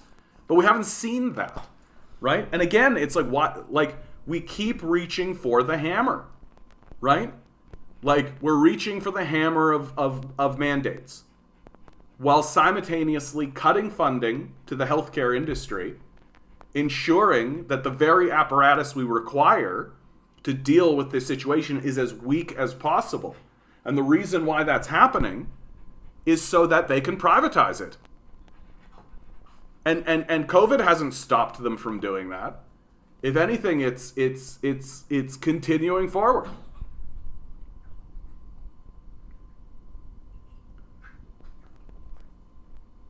The return of Christ. Here we go. And I mean, there does come a moment, like whether you're pro-mandate or not, right? And this is part of the conversation. Like, we do have to get back to it. Like, people do have to, like, go out and live in the world. People are not going to stay in this sort of locked down situation. Like, they're just not going to do that, right? But we're not actually having the conversation. Instead, we're escalating things. We're having a big emotional argument about it. I'm going to read this out loud because this really struck me. This is from R. Vancouver. Greed is ruining the world, and it makes me feel hopeless and suicidal. I've always wanted to grow up to be a contributing and thriving member of a beautiful world. I did all the things I thought would bring me towards that. I studied hard, got degrees in science and engineering, and I work in clean tech development now. I donate to food banks and I volunteer too.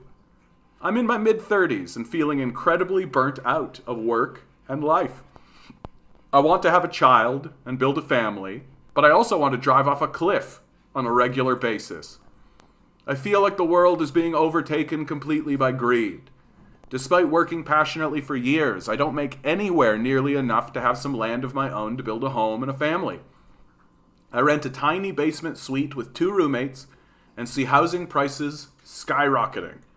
I've been living well below my means, paid off my student loans and save and invest towards retirement, as I'm supposed to do. I'm going to school part-time again to further my skills and perhaps increase my salary. I don't come from money, and I see friends get huge help on down payments on houses that I will frankly never be able to afford, given how prices keep on rising. Some of them are having kids, and I'm happy for them, yet I also feel sad that it might not be a possibility for my future too. Even food is getting expensive. I'm trying to stay positive and be resilient, but I feel incredibly hopeless at the same time. The future seems incredibly bleak. Climate change and hyperconcentration of wealth and deepening inequality. What's the point? At work, I am bending over backwards to people with money and power who are only showing interest because of the potential to make even more money. They don't actually care that the technology can help people. I carry out calculations on my research to show these people how it will generate investment returns for them, because I need to woo them so the company can grow. I do all the hard work and get paid diddly squat.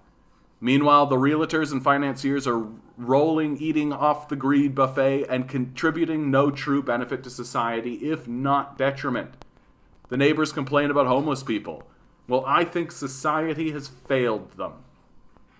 I want to shoot myself in the head on a regular basis, and the only thing that stops me is because I know it would affect my family and partner. I love them so much. I just keep asking, what is even the point? Why should I even care about anything or anyone? Why should I even continue to try to devote myself to be helpful in some way? But I don't want to give up. Gosh, I feel completely insane. The society is articulating it more and more clearly. It's not even artists anymore. It's not even people who are off in the fringes, right? This sounds like a very concrete, feet on the ground kind of a person. And you can see up here how much support he's getting from that.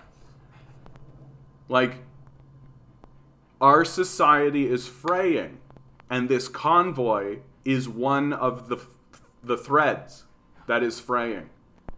And we aren't actually saying to one another, hey, the man that wrote this is very much the same as the people who are at the protest in that convoy.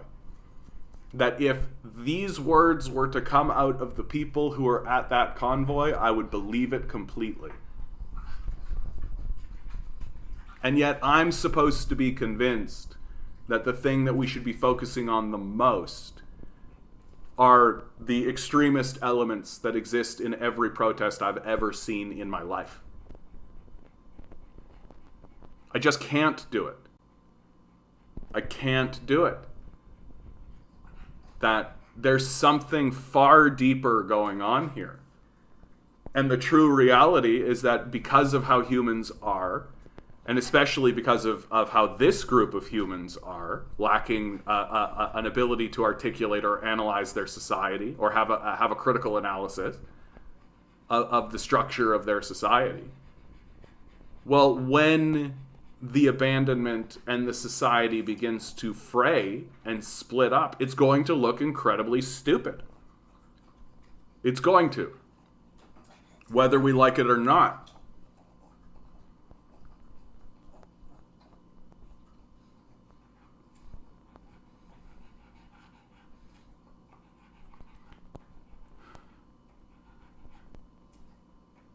Like, the people who are at that protest are very much like the people I grew up with.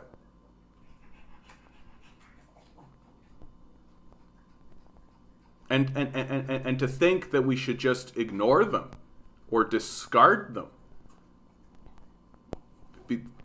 because why? Because I've seen a picture of one Nazi flag and a couple Confederate flags, and I don't even see those anymore. Like, I don't even see those anymore.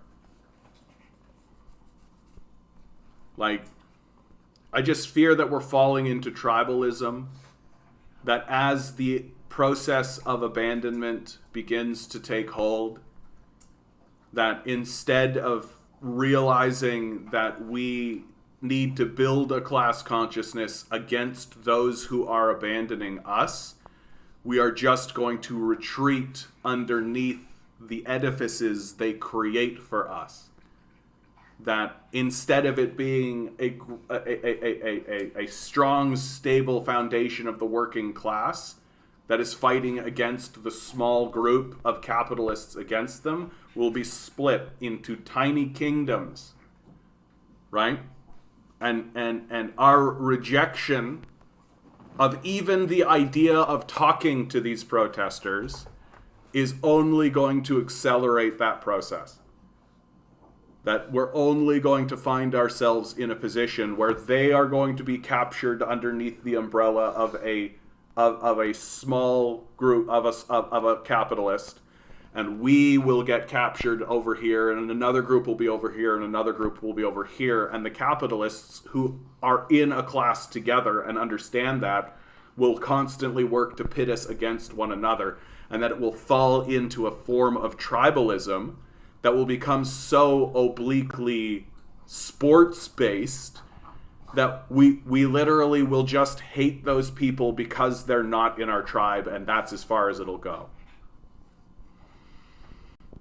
I saw this. Yeah, Bell said officers will clear the streets over the next few days, warning they are ready to use methods people are not used to seeing in the Capitol. Yep.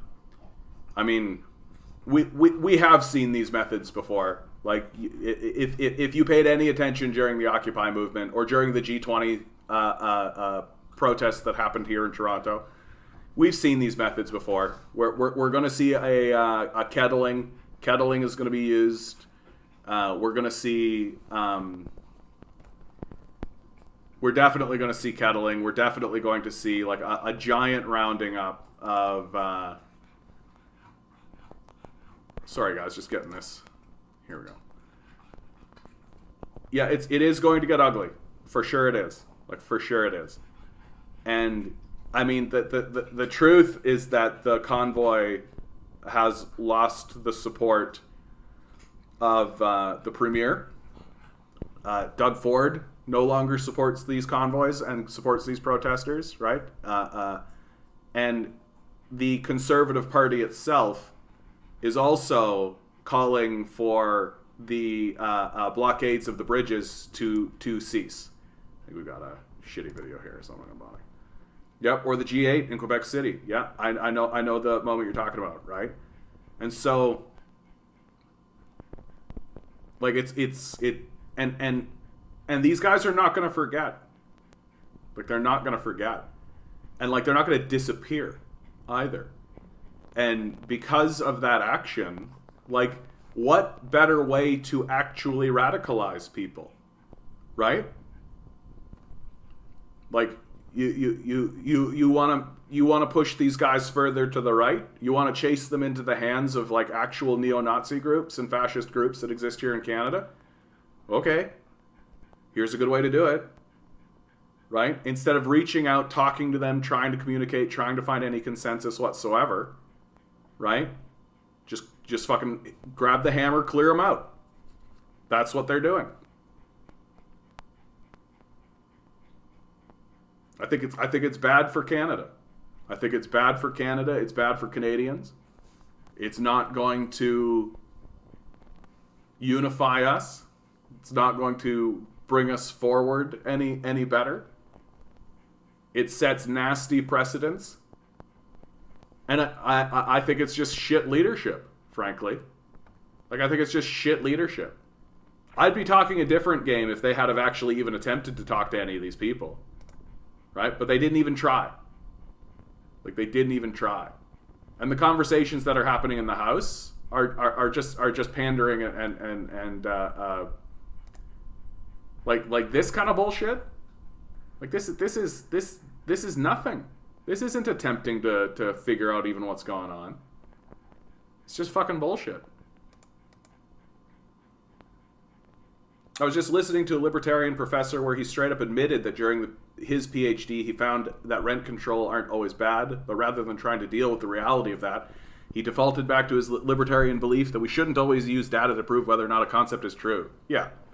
Now, libertarians, dude, like, libertarians are pretty scary. Like, especially when they get fundamentalist about it. Like, it's very scary. Trudeau Freeland simply does not care for the truckers. Yeah, they simply do not care. Yeah. Well, and politically they don't have to, right? They're on the side of the majority. So, but we heard them. They want the mandates lifted. The majority does not. What are we supposed to do? The reality is that there are laws and they are breaking them. But I think that's just a surface analysis, Adam. I think that, like, yeah, they want the mandates lifted. Why do they want the mandates lifted? They want the mandates lifted so that they can get back to work, so that they can feed their family, so that they can actually participate in the society, right? And this starts to raise really interesting questions. Like, okay, well, if we can't lift the mandates, could we put in support systems? Could we say to these truckers, okay, well, we're not going to lift the mandates, but we still acknowledge that you have families to feed? Like, these truckers are confronting the reality that capitalism is not a voluntary system. And turns out they don't like it. Right? They don't like that capitalism is not a voluntary system, even though that's what they've always believed. And again, like, we heard, like, we heard their horns, certainly, but there is a difference between listening to a rabble and having a negotiation and actually talking to people. There is a difference. And like, was there the opportunity ever? Was there ever an opportunity to find a middle ground and to find a way to clear this through diplomacy? We'll never know. Like, we'll never know. Yeah, these people will be pushed further right if they're abused by cops. Most of them will blame themselves for their failures. And if they get theirs and succeed, the system works. Exactly. Socialism isn't a voluntary system either. I mean, I modestly disagree with that. Like, at least the socialist system creates kind of an understanding that the system should respond to the needs of the public and not the needs of capital, right? And so that ostensibly creates this idea.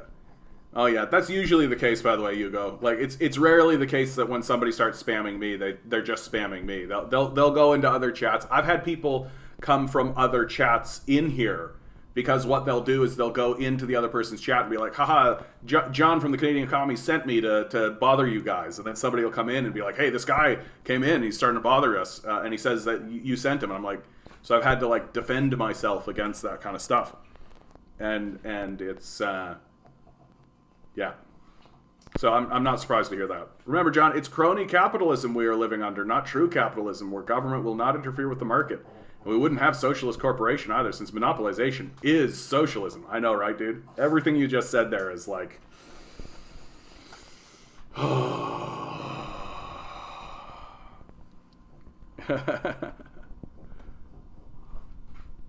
Hey, I want GLI, but that isn't going to happen right now. Yeah, that's true. An Ottawa councilwoman tried to talk them down yesterday. They just booed her down. I mean... An Ottawa council tried to talk to them yesterday. They just booed her down. Like, oh, the trucker protest debate is live. Interesting. Do we have a...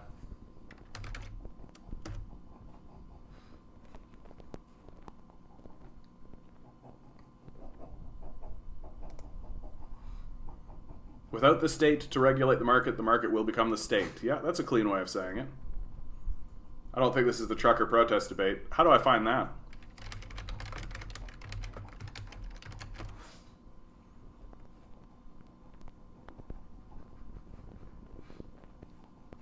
Anyway, I don't think I can find it. And look, one of the things that I think is really important for us to hit on here, right, is that my view is very much that people are human first and then politically aligned second. And we have a difficulty piercing into the humanity, right? And piercing into the humanity of people. And we want to stay in the political side of it and define each other politically. And so, like, for example, Adam, your situation, right? Like, an Ottawa councilwoman tried to talk to them, they just booed her down. Well, that's not really an actual conversation. And, of course, they're expressing their anger and their frustration. They've just had the federal government declare the Emergency Measures Act against them, right? Like, you're telling me that yesterday an Ottawa, like, kind of the time for negotiation is somewhat over. Like, you can't evoke this kind of stuff and then pretend as though you can fall back into a negotiative position.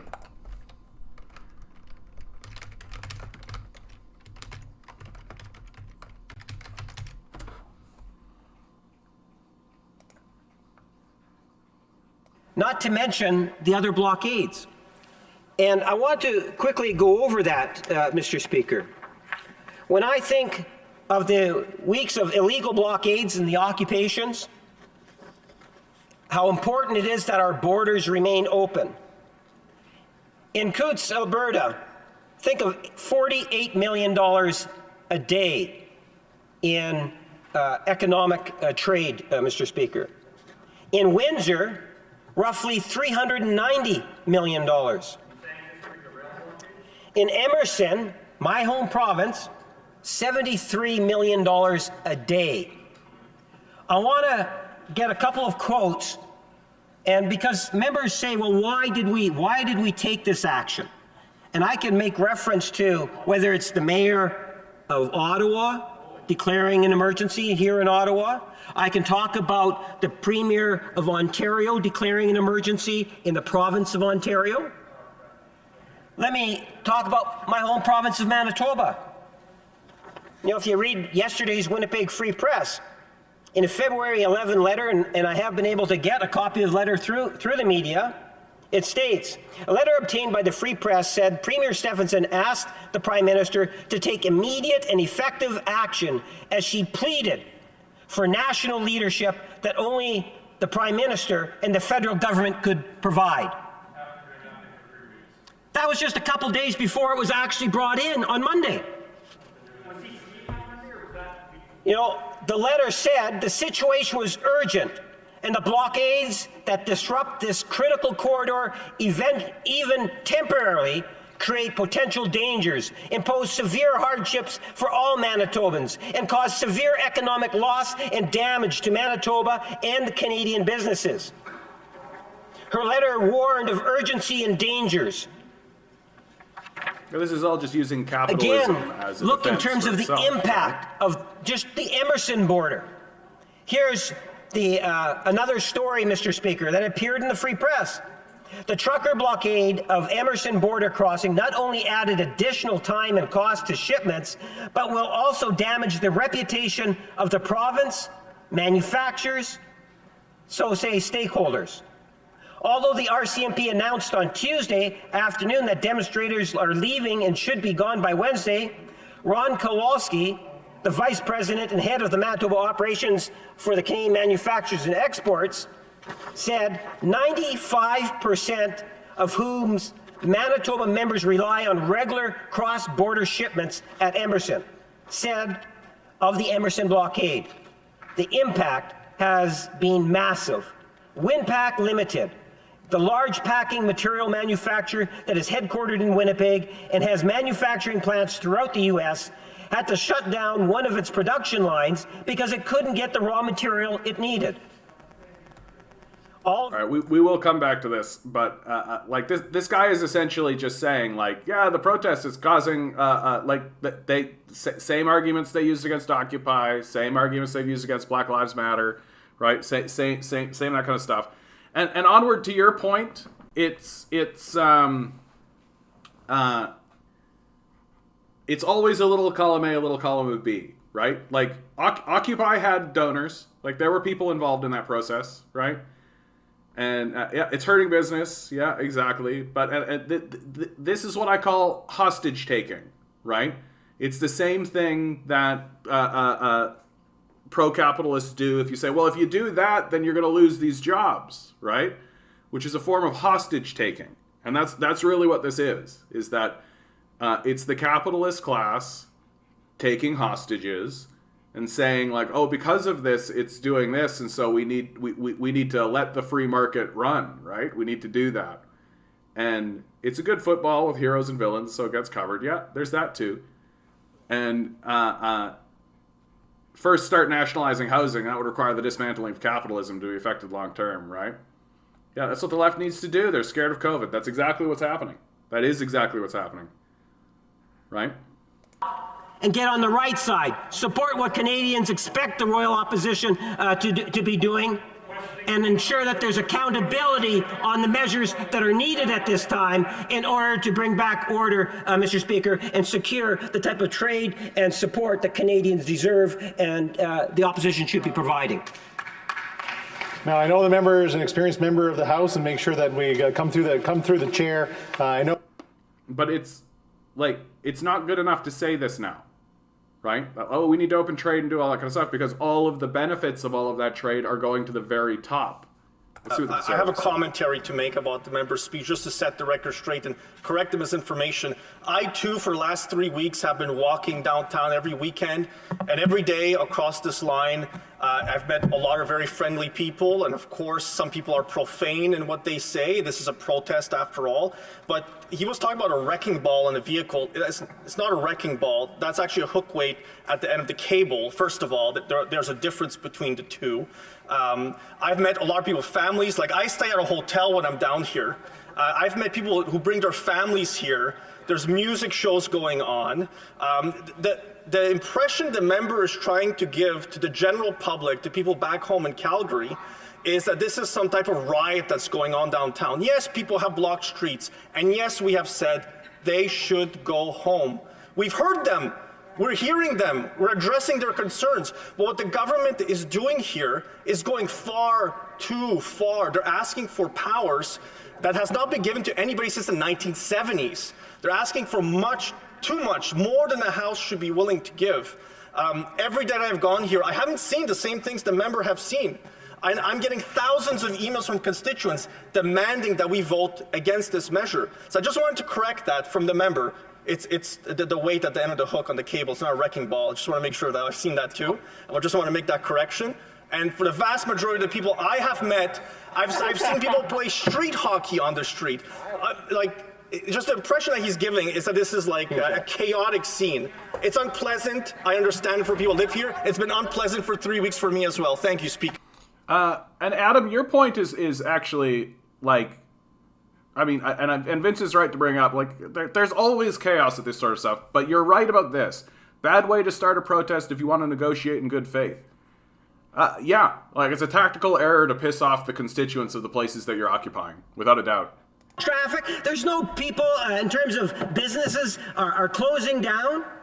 To try to give the impression to the residents that he represents that everything's okay in Ottawa, I don't know what the member might be engaged in, but it's definitely not reality, Mr. Speaker. Okay, maybe it's not a wrecking ball, but it might be a 200-pound iron ball that's positioned right above the Prime Minister's office that Stephen Harper used to be in. You know, is there any way in which that member could foresee problems with thousands of gallons of gas along Wellington, on trucks and cars, on roofs, under the vehicle? Questions and comments. I know we're going a little long here all of a sudden, and I know we have lots of time to ask questions, but we're going to run out really quickly. Question commentaire, l'honneur de député de Beauport-Limoilou. My friend. Merci, Monsieur le Président. Thank you, Mr. Speaker. Écoutez, il y a plein de choses sur lesquelles je pourrais revenir du discours There are a lot of things passionné I could touch on, et j'aimerais dire passionnant. From Mais bon, de mon collègue de Winnipeg Nord. Mais il y a une phrase qui m'a titillée, entre autres. One thing that really caught my attention. Oui, il disait, si j'étais à Winnipeg, je ne l'aurais pas toléré. If I were in Winnipeg, donc, si ça s'était passé à Winnipeg, il ne l'aurait pas toléré. Est-ce donc ça le malheur de la Ville d'Ottawa, du maire d'Ottawa, du chef de police, qui ont demandé 1800 policiers pour n'en recevoir que 275, dont la majorité est servie au service de protection du premier ministre? Donc, ils ont demandé 1800 policiers. Leur malheur à tous ces gens-là, est-ce donc que la plupart des gens ici, sauf exception, n'habitent pas à l'année à Ottawa? Live in Ottawa? The Honourable Parliamentary Secretary. Yes, thank you, Mr. Speaker. Unlike maybe some members of the bloc, within the Liberal caucus, all urban centres matter. When an urban centre, no matter what its size, whether it's a Quebec City, Montreal, Ottawa, Winnipeg, Brandon, Vancouver, Victoria, you name the municipality, we are concerned when in fact there are issues in that municipality that would involve issues that we should be concerned about. Mr. Speaker, we have an obligation to be there, and that's what's good in terms of what's happening through the Emergencies Act. It's a very much focused on ensuring that people can feel comfortable in being safe and our economy can be protected. Those borders are critically important to our country, no matter. Questions and comments, the Honourable Member for London Fanshawe. Thank you, Mr. Speaker. I would like to ask the honourable colleague, in my community, I've received some complaints from folks who are upset because Confederate flags have shown up on their neighbors' lawns. I'd like to ask him, going forward, after ideally. Adam, let's keep the declarative statements out of it, okay? Let's keep the statements of declaration out of it, okay? Like I'm fine with this conversation, but let's keep it civil, please. It could be a trip, yeah, exactly. And bolstering, I'm not sure the word exactly of that hate and that horrible symbolism of hatred. The Honourable Parliamentary Secretary. Yes, Mr. Speaker, that's an excellent question, and I can tell you many years ago, I used to be a critic for diversity, and I often talked about the issue of racism, and the best way in which you fight racism is through education. And I can tell you, I was so impressed when the member from Hull-Elmer raised in an SO31 a statement on racism. And if I was a school trustee in Winnipeg North, I'd be inclined to encourage every young person in school to listen to that SO31. It gave a very strong personal touch to how racism hurts us all, Mr. Speaker. Question In comments, question commentaire, the honourable member for Kings Hants. Thank you, Mr. Speaker. I'd like to thank my honourable colleague for his remarks today. Right. And just anything two but quick class, though, questions, right? for him. Like where's the conversation powers. about the I had desperation of opportunity these to people? Speak to a constituent, actually just a few minutes ago, who was concerned that this was a broad overreach by the government. When I actually explained the different measures within the public order, he actually understood it and said, well, look, that's reasonable because it's giving tools to police to actually be able to address this. Could the member speak about how these are really restrictive powers, albeit under the Emergencies Act, to give those tools, and that it's about leadership not just here in Ottawa, but in his own city, in Winnipeg, as he mentioned, in other places of the country, to make sure that the law enforcement, if they choose to use this discretion, have the tools. Well, and so if the organizers are connected with white nationalists, like if we concede that point, like how do you defeat that? Like what's the undercutting measure? Do we think that doing this is chasing them into the hands of the white nationalists, or do we think it's pulling them away from the white nationalists? And he was handing out a piece of paper. And as I was walking by, he was referencing the Emergency Act. And what this is another tool for law enforcement agencies to be able to ensure that the illegal blockades and protests come to an end. That's why we have it before us today. There are measures within, such as a standing committee to review it on an ongoing basis. We also have an inquiry once it's all said and done. There's all sorts of transparency and accountability to make sure that it's not abused. And it is a wonderful tool that can be effective, Mr. Speaker. Commentaire questions and comment. I have time for a pretty short one. The honourable member for Destiny, Miss Nippy, Churchill River. Thank you, Mr. Speaker. Mr. Speaker, it's always a pleasure to listen to my colleague from Winnipeg Centre. It's both entertaining and enlightening often. Fiction is. It's interesting for him to talk about the political aspects of all this. It seems that the first thing that comes to mind is the pot calling the kettle black. But, Mr. Speaker, the Prime Minister expects us to believe that the Emergency Act will be geographically targeted, and that's a quote. That's what he told Canadians when he made the announcement. Yet the Order in Council itself states that the emergency exists throughout Canada, and again, that's a quote. We have nothing to suggest otherwise, nothing in writing to suggest otherwise. I can assure you the premiers from Saskatchewan, Alberta, Manitoba, many other provinces of this country do not want this in their provinces. So how does this member explain the contradiction, and why should we trust him and his Prime Minister when the first thing they did was to mislead Canadians in the announcement of the Act?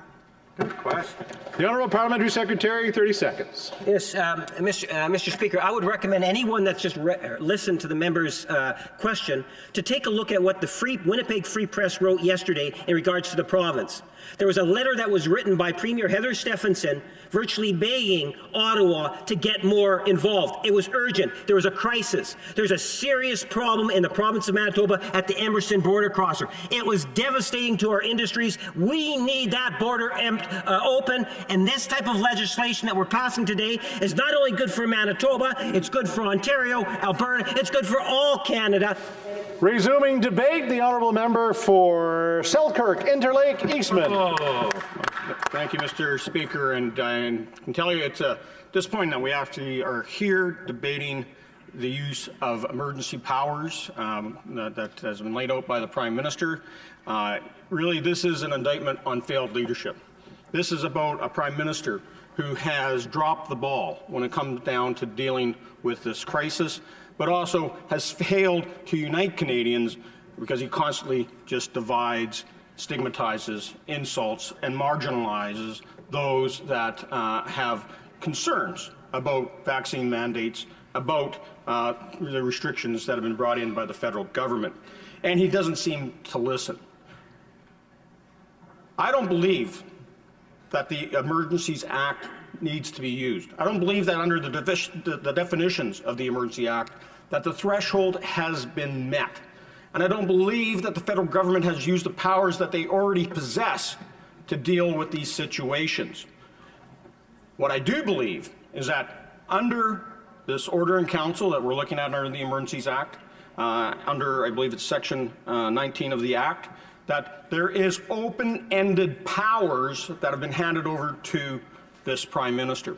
And we know at the beginning of this pandemic that this Prime Minister try to ascertain as much power and control as possible over Parliament, over the Treasury, and over the executive of the government, because he thought that he needed it to grab onto that power. And we know that that lust of power that the Prime Minister has brought us into an early election because he thought he could win his majority in the middle of a pandemic and ignored the plight of Canadians who were dealing with the issues surrounding the pandemic. He ignored the plight of Afghanistan refugees who were trying to get to Canada, who had worked alongside our soldiers, all because he wanted.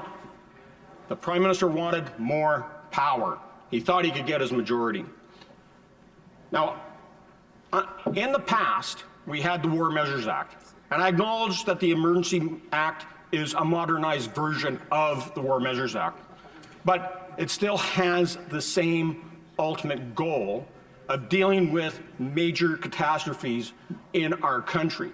So have we had, a major hurricane, or did we have earthquakes? Were we attacked? No, we weren't. Are we in a world war, like World War I, World War II? Have we gone through the 1970 FLQ crisis? Has somebody been kidnapped? Have leaders of government been kidnapped or murdered? No, there hasn't. And so there is no way that the sovereign nation of Canada is under threat, that we have to go and use this Emergencies Act. What we see out on the streets, yes, is sometimes annoying to those that live. I'm a property owner. There's no doubt, and I want to denounce all those that have signs of hate. I spent my entire political career, and before that, denouncing racism, denouncing anti-Semitism, denouncing those that fly Nazi flags and dress up as Nazi soldiers. I denounce those that are carrying the Confederate flags. We have to stop racism. And so each and every one of those people that have infiltrated the convoy need to be called out and held responsible for those hateful acts. But at times, to get attention and to make a point, part of being a Canadian is having a peaceful protest. And sometimes that includes civil disobedience. And I've said it in this House before. When the Liberals had their long gun registry, I refused to register my long guns. That was my act of civil disobedience, to stand against an overbearing, overreaching Liberal government policy. Now, I'll also say this, because there's a lot of concern about how traffic's been blocked, how borders were blocked, infrastructure's been blocked. I've always opposed blockades. We cannot hold our economy hostage. I believe that everybody has made their point. I'm glad that they're going home, and they're going home off our border points without the use of the Emergencies Act. It was provincial governments, local policing, local municipal leaders that were able to negotiate and remove those blockades. The same way this government in the past has dealt with blockades at our Vancouver port, at pipelines, at railway crossings. They went on for days. We didn't call the Emergency Act to get those blockades removed because we went and listened to the people with their concerns. This government refuses to talk with the truckers out on Wellington Street. That is disturbing, to say the least.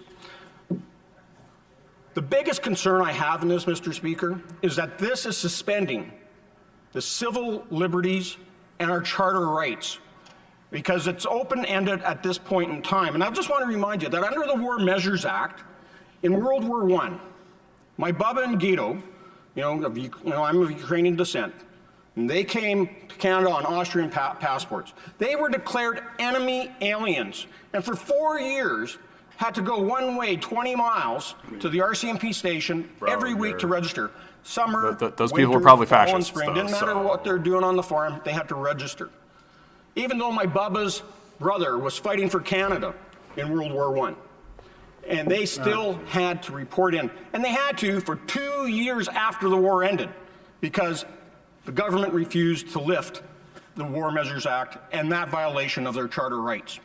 Now, I'm concerned that this government will want to continue to erode the civil liberties that we have here now.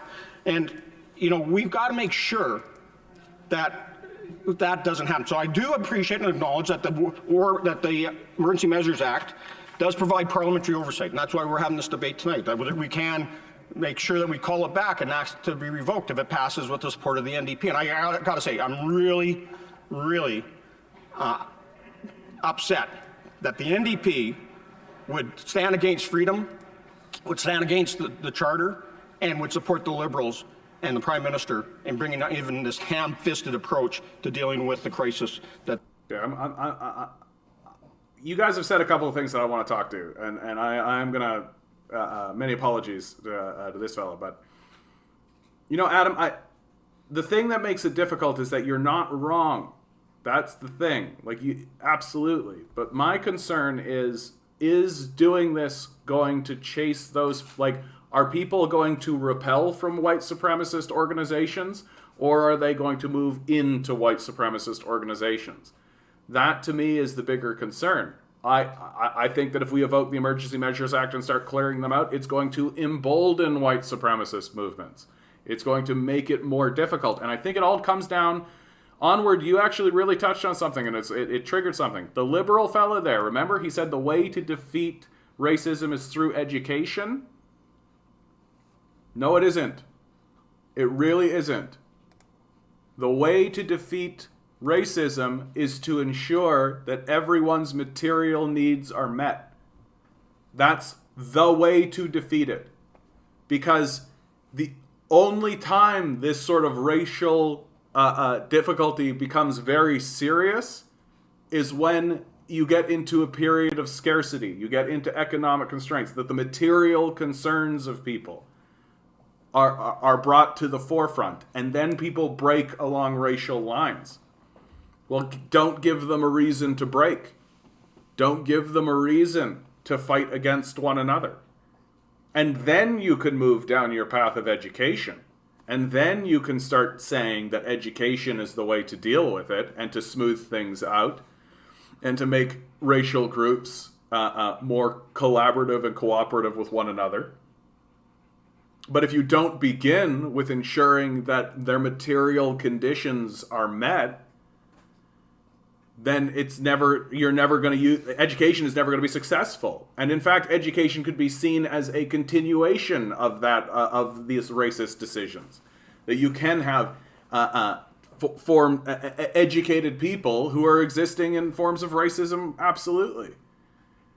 This is what's so difficult about this conversation is that, like, and Adam, you're the one that's really bringing it to the forefront, is that, like, you are right. Like, you are right. Like, there are white supremacists in that organization. There are white supremacists that are attempting to organize along those lines. Right? What do we do about it? Do we think that this is going to work? I don't. Yeah, the convoy is costing the libs money, yeah.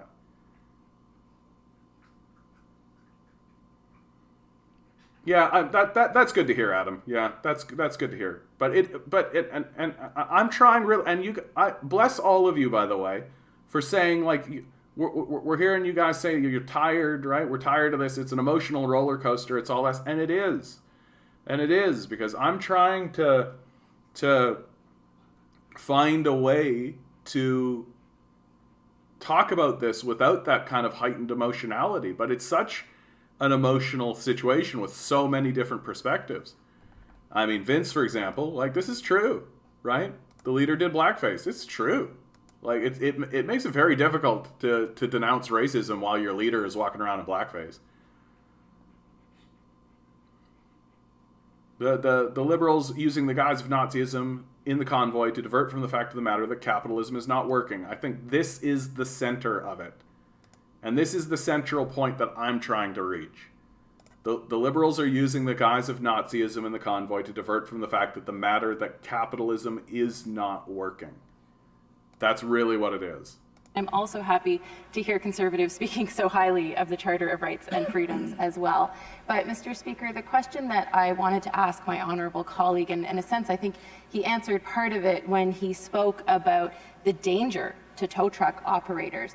Why is he concerned with their security if everything that's happening out there is so peaceful? Adam, I do want to, before you go, bud, I hope you're still in the chat. Like, I think the point that we're trying to get to, and the point that I'm trying to bring up with this, is because you've said, does anyone think that Trudeau talked to them on day one and they said, thanks for coming, mandates are going to stay place, convoy prices would have gone home. But at least that gives what they're currently doing credibility. That's what I think we're talking about. That there is a difference between attempting to have the conversation, attempting to find common ground, attempting to have those negotiations and failing, and then going down this path, and simply going down this path. That it is different. And I understand your skepticism towards its success, but what's concerning to me is that it was never tried. That's what's concerning to me. And that in the end, there's going to be a bolstering of white supremacist movements because of this. That the white supremacists will win because of this. That's my concern. And why should they be forced into it? And so their charter rights are being violated in this as well. I'll say this, if the government is so concerned about foreign interference, then why haven't they denounced what we've already seen as what was linked to the communist regime in Beijing and interfering in the last federal election here that cost us, as a Conservative Party, at least 9 seats? Why don't they denounce when Tide Foundations and other money from the U.S. flows up and funds things to block our energy products and our transportation systems in this country? Questions et commentaires, questions and comments. L'honorable député de Jonquière. The honourable member for Jonquière. Bon, j'ai écouté attentivement mon collègue dans les réponses qu'il a données et il semble sceptique à l'idée qu'on saisisse les comptes de banque et les ressources financières de certains manifestants. It would of course be CSIS that would say that we're a white supremacist movement. Of course it would be. Don't know if I've ever seen you around here, Methane. Hope you're not actually working for CSIS.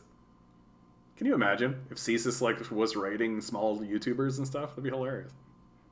C'est entendre qu'il n'y a pas de mesures possibles. À son avis, quelles mesures sont possibles de mettre en place pour mettre fin à ça? There are no measures out there, but what The would honourable he member for do Selkirk to Interlake Eastman. move the demonstrators? Mr. Speaker, we know that there's a number of provincial, municipal, and federal laws that are already in place, including the criminal code that can be used to deal with the situation out on the street. Sitting on the street and illegally parking, well, guess what? You get a parking ticket, you get towed. And it's just a matter of having enough police members out there to do it. As I used in this example, we witnessed with both the Olympics in 2010 in Vancouver, as well as the G20 meeting in Toronto in August of 2010, that there was lots of police that were able to be brought in from across the country by using federal, provincial, and municipal powers to provide the proper security at the Olympics and arrest over 1,100 protesters that were at the G20 summit and have them all locked away and made sure that everybody else was safe. And for a quick one, the honourable member for Port Moody Coquitlam. Thank you, Mr. Speaker. And I just wanted to mention that, there has been some words tonight about this being an inconvenience or annoyance. And I just want to point out the privilege that we have in this House that exists, that we can look at something like this as just as an inconvenience and an annoyance when there's families and individuals struggling right now with no income because of their lack of ability to go to work. I just wanted to speak about the policing. My question to the member, Mr. Speaker, is why does the member think that policing has not been enforced, even though we know that there are infractions happening and crimes happening on the street right now? Honourable member for Selkirk Interlake Eastman, 30 seconds or so. Well, Mr. Speaker, I think it's pretty clear that we've had such weak leadership from the Prime Minister that he hasn't at all provided any direction. That the Public Safety Minister and the Minister of Emergency Preparedness have not been at all concerned about this until it came to the 11th hour. They should have been acting on this sooner. They should have had more police on the streets, and they should have had proper ticketing and arresting. My big complaint about this conversation that they're having in the House is that it really is just on the surface. It's like there's a crisis, and they're really discussing like what is the appropriate way of dealing with the crisis. Here's somebody new. Speak of the government's unprecedented invocation of the Emergencies Act. This act has been on the books for 34 years. And in those 34 years, it has not been used on a single occasion. Not during the Oka crisis, not during Caledonia, not in the wake of September 11th, not following the 2020 blockades of critical infrastructure, including railway lines and pipelines that went on for 2 months. I think you're onto it more than anything, before. Methane. And there's good reason, Mr. Speaker, that this act has never been invoked before, and that is because it is exceptional legislation meant for the most extreme of circumstances.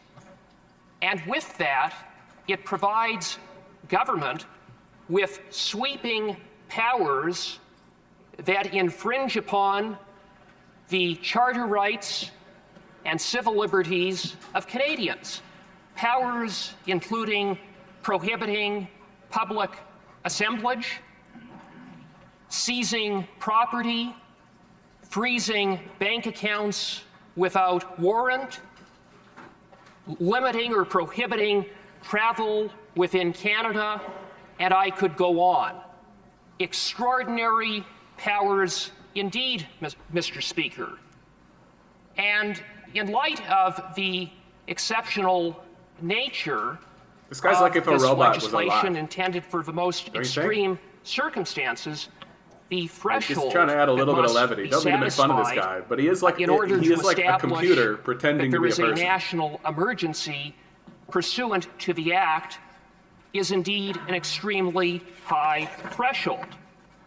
An emergency under the Act is an urgent and critical situation that seriously endangers the lives, health, or safety of Canadians, or that seriously threatens the ability of the Government of Canada to preserve the sovereignty, security, and territorial integrity of Canada.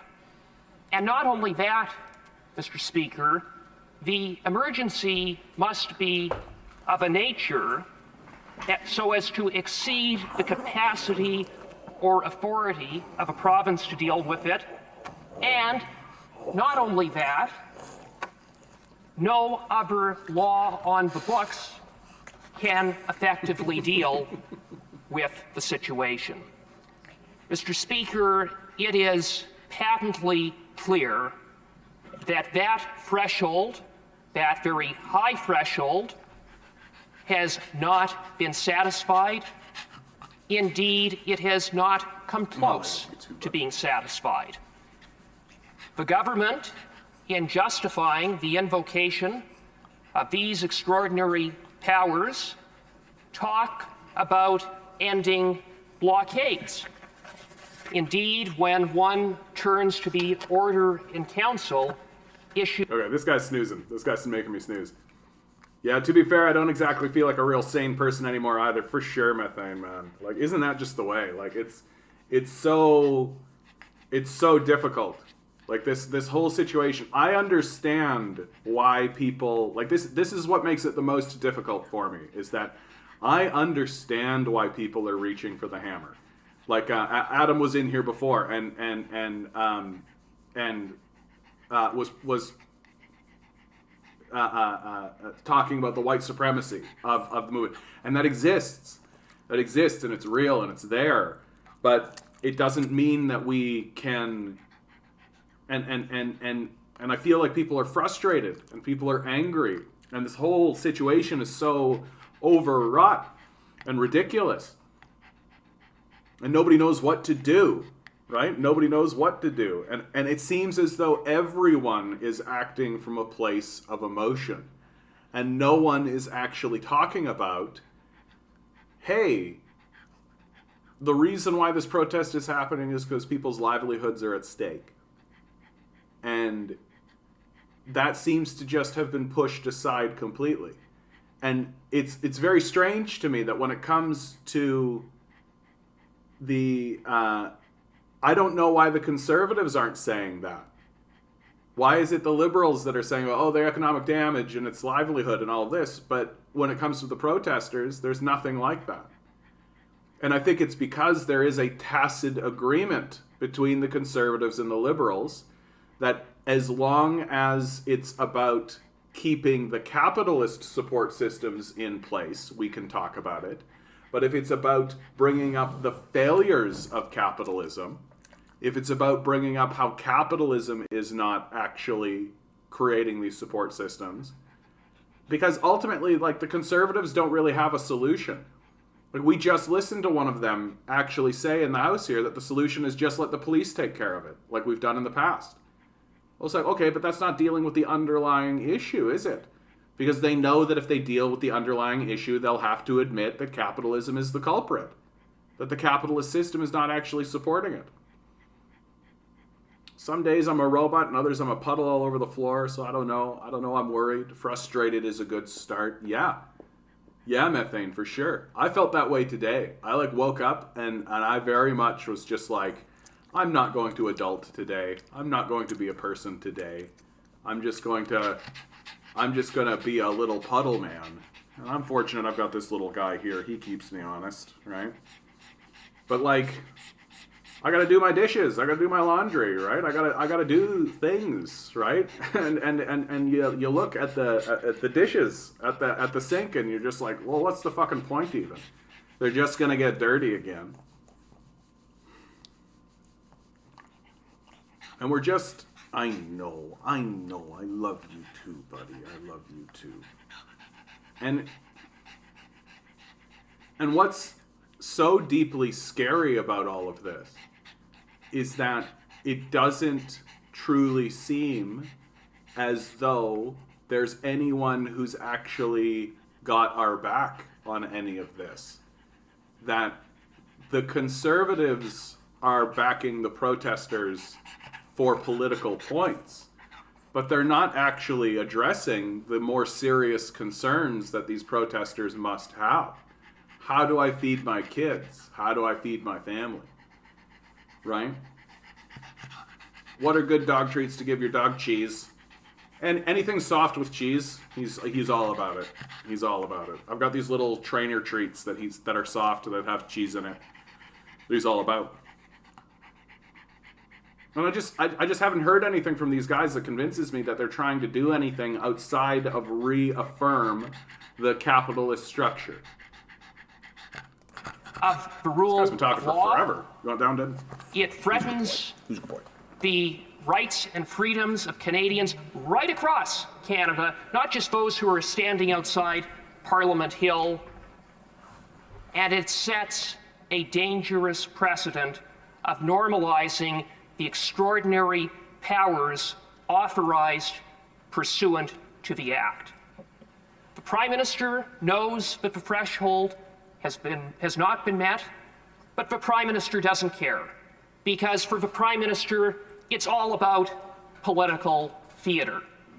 The Prime Minister knows what he is doing is wrong and that he is acting unlawfully. And so the members on that side of the House, the members in the NDP, the coalition partners of this government, have a choice. They can follow the law pursuant to the Emergencies Act, or they can aid and abet this abuse of power on the part of the Prime Minister. The choice and what this is fellow clear. is saying here is Thank actually you, Mr. this could blow up, right? This could backfire. Now, since I've taken the chair, I've noticed a lot of backfire. helpful people trying to help everybody out in their speeches, and I know it depends on who's actually got the chair to where the help is coming from. But we've got lots of debate to do. We've got lots of opportunity to be able to speak in the House. We've got lots of opportunity to ask questions. So let's get to questions and answer. The Honourable Minister of Families, Children, and Social Development. Seems like you'd be fun at a party. Speaker, it's a long title. Mr. Speaker, the member opposite and I were elected together in 2015. We've gotten to know each other, and one thing I've gotten to know about him is that he stands or has stood for law and order. The member opposite has said that there is no national emergency, that there are no illegal, maybe some illegal activities, but those illegal activities taking place are okay. They're not that bad. Acceptable. So $450 million of trade a day was blockaded. The Emergencies Act was announced on Monday. There were still blockades at that point at our border points. Today, in Windsor, Ontario, a woman was arrested for threatening to bomb the house of the mayor. A blockade was stopped on their way to the Ambassador Bridge. In fact, if you just walk out Parliament, there's a blockade in Ottawa.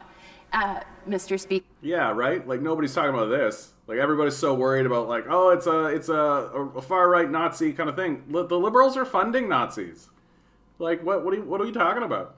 And it just seems to me like the only thing the Liberals can say is these protests are blocking capitalism. And it's like, we know. Look, we know. That's the whole point. Right? That's the whole point. Isn't the whole point that the protests are blocking capitalism? That's the whole point. That's the whole idea. Yeah, I know, right? Whoa, wish, wah. Bomb the mayor, proof of convoys for that, whoa. Yeah, I mean, like... has been met to invoke the Emergencies Act. Well, I mean, that Freeland's is own the grandfather was a Nazi and collaborator. Based upon a review of the legislation, it is very clear that that bar has not been set. With respect to the blockades, it was existing law enforcement tools and powers under the authority of the provinces that dispersed the situation. At Coots, the situation was dispersed by many of the... Again, like, the reason why this back and forth seems so fruitless is because they're not having a conversation about the underlying reason for the protest and subsequent protests that are about to occur, for sure. What they're talking about is whether or not this act is appropriate to use or not. Right? Like, basically what it's coming down to is that the Conservatives are saying use police, and the Liberals are saying we need more than that. That's really what it's coming down to. And no one is actually saying, hey, what are you going to do about these people? Like, what are you going to do about these people? Right? Like, what are you going to do about the rising poverty, the rising homelessness, the rising crises? Like, what are you going to do? No one seems to care. I very much liked my colleague's speech. We in the Bloc Québécois are obviously strongly opposed, but for maybe different reasons. We are allergic to the federal government stepping in, taking its jurisdiction, trying to meddle. I understand. I mean, of course the Bloc is allergic to the... Yeah, that's my big thing. I like getting at the root causes, the underlying issues to it all. Solve it really, properly, the right way. Yeah, like, I mean... Would this be such a big deal if these people, like, they knew their bills were going to be paid, they knew that they were going to be stable, they knew that everything would be okay? Like, maybe they could, yeah, not economic equality, economic sufficiency, yeah. Like, and this is something of a misnomer that comes out of the right, that we're just envious of the rich. It's like, we're not envious of the rich. Like, it's I don't care if they're rich people, honestly, I don't. You want to go do that? Off you go, off to the races. But, like, there are fucking poor people around.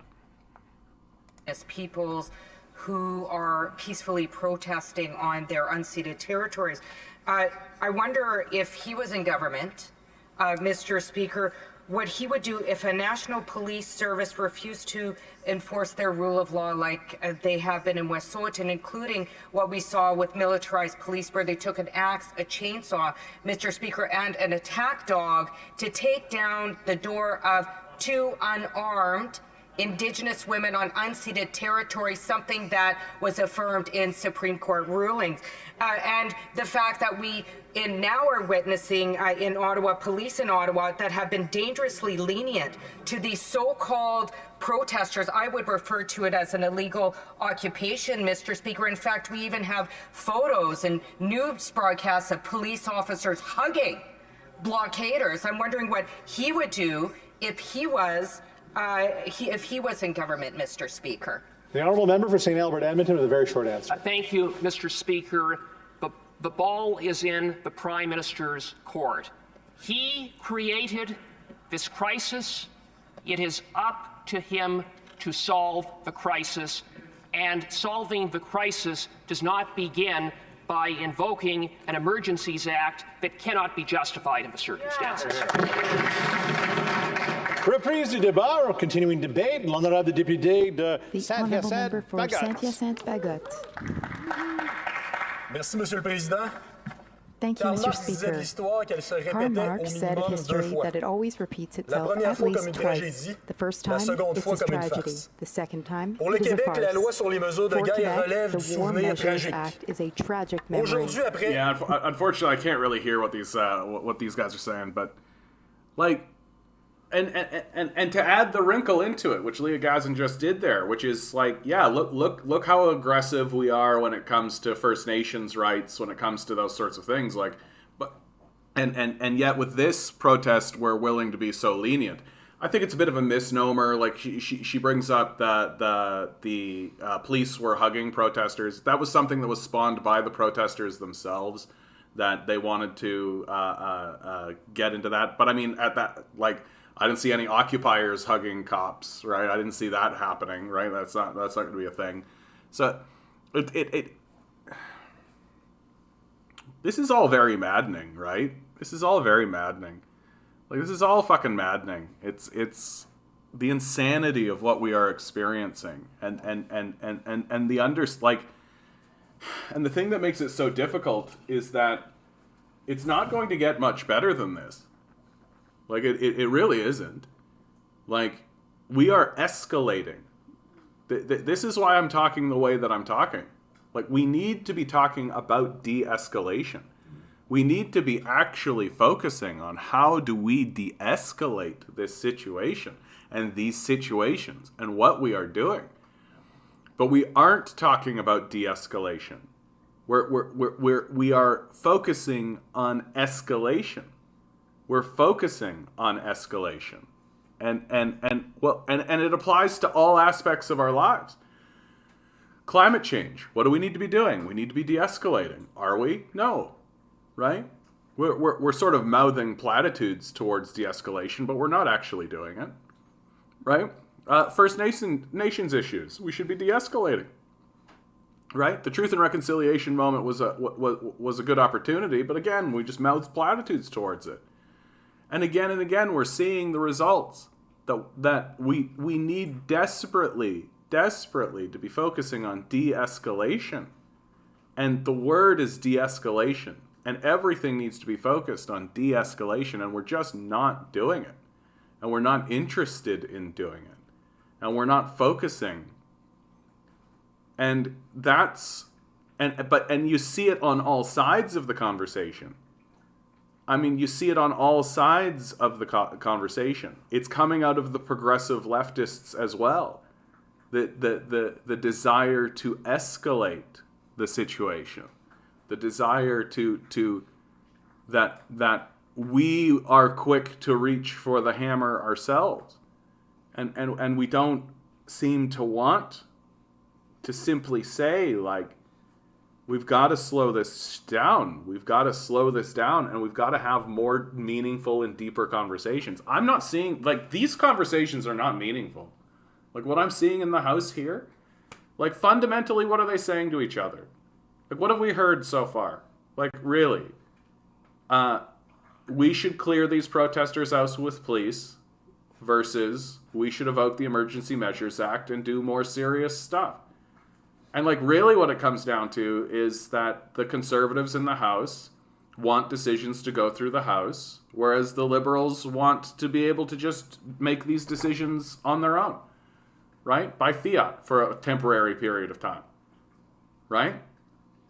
And that's fundamentally the conversation that we're having. But everybody agrees that, well, we'll clear these protesters out. Everybody agrees with that.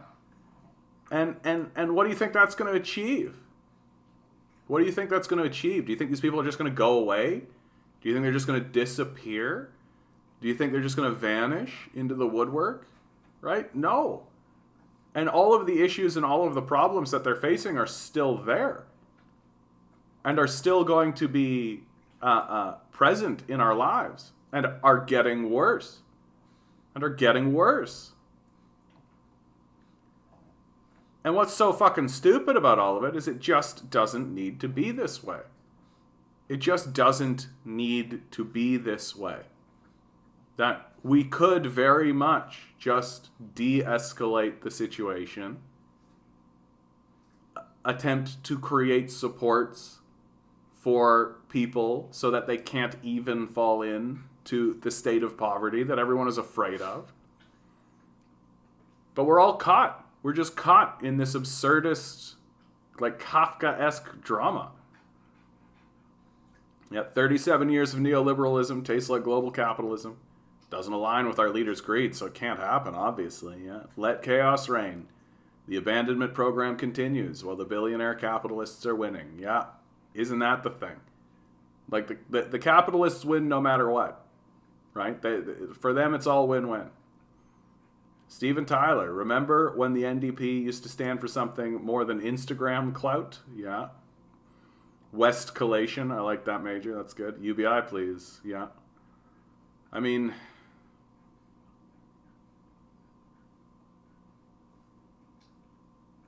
it's tiring. This is tiring. It's tiring to know that we can only have the most superficial conversations. It's tiring to know that the population is whipped into a hysteria. And that we're evoking these emergency acts not to deal with something like the flooding that happened in BC, to deal with this climate change issue, or to deal even with an external invasion or a threat. That we're evoking the emergency acts to fight each other.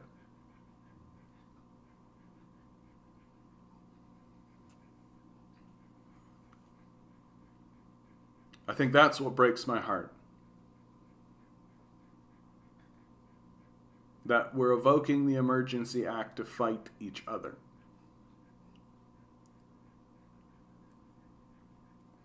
It's a true sign of the times.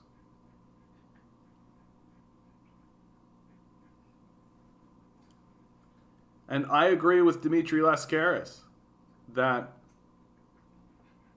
evoking this measure against one group of citizenry means that it acts as a justification for another government to use it against another group.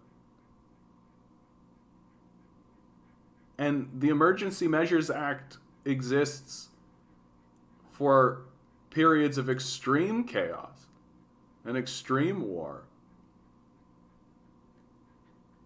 Not for blockades of borders being done by our own citizens because they've run out of road and they don't know where else to go.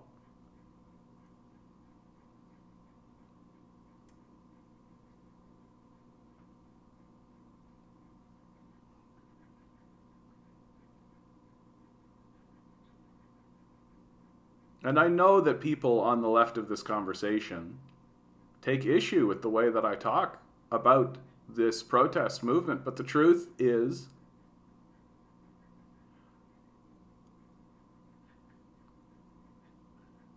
whether we like it or not, these are our brothers and these are our sisters and these are our friends and our allies.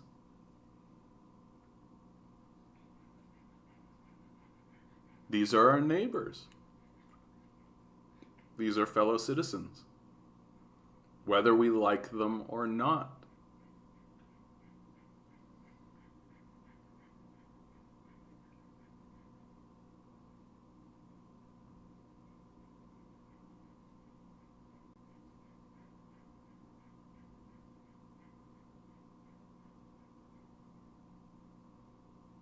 Hey Zed, how you doing, bud? You're coming in at an interesting moment. I like your energy. Let's go.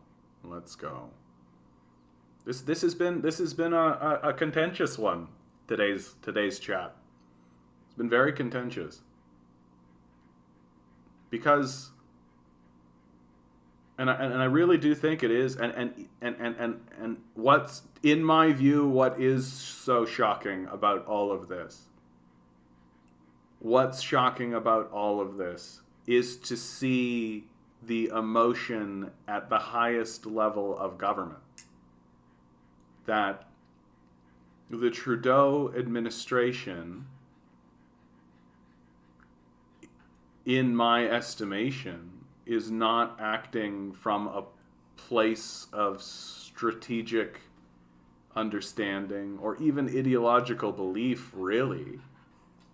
It's really acting very emotional.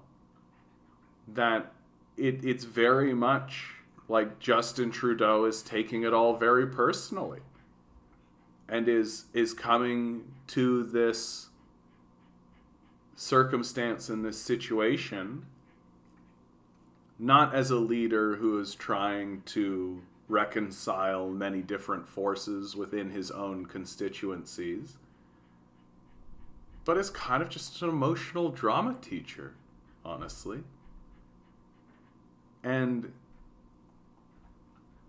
like we've seen him storm out of Parliament. We've seen him escalate this situation.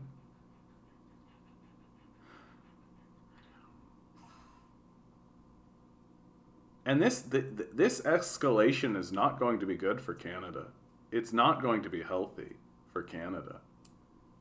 Oh, oddity, don't give them that option. You know which way they'll go.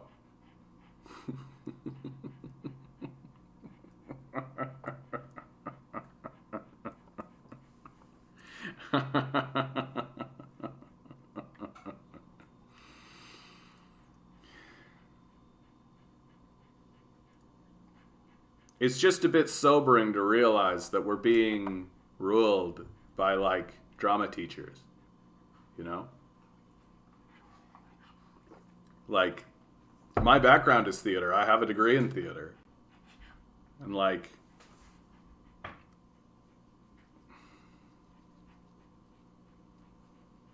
when they go in and when they clear out these protesters, it's going to embolden the far right. It's going to embolden it in serious and significant ways. It's going to chase people into the hands of these organizers, right? It's going to strengthen these organizers. It's going to, if the organizers do jail time, it's going to martyr them. It's going to create a larger, more supported faction in this society.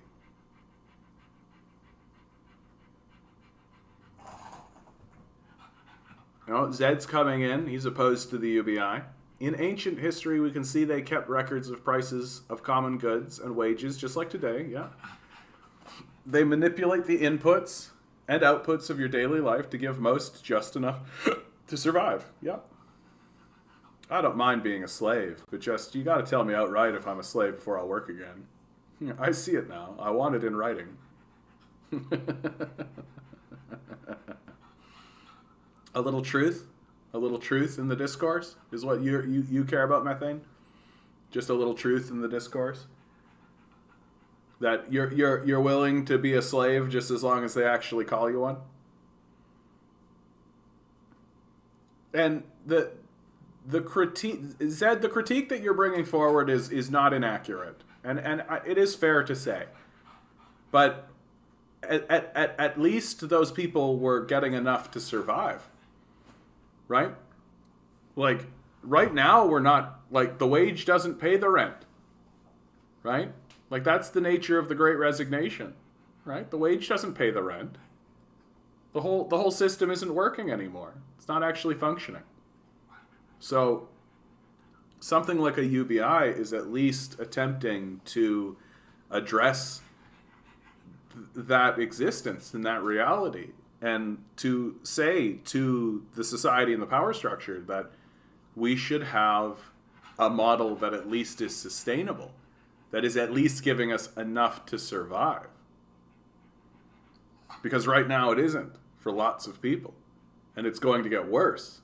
As the inflation crisis continues, as the price gouging continues, as the housing crisis continues, as climate change continues, as all of these crises continue to unfold more and more and more,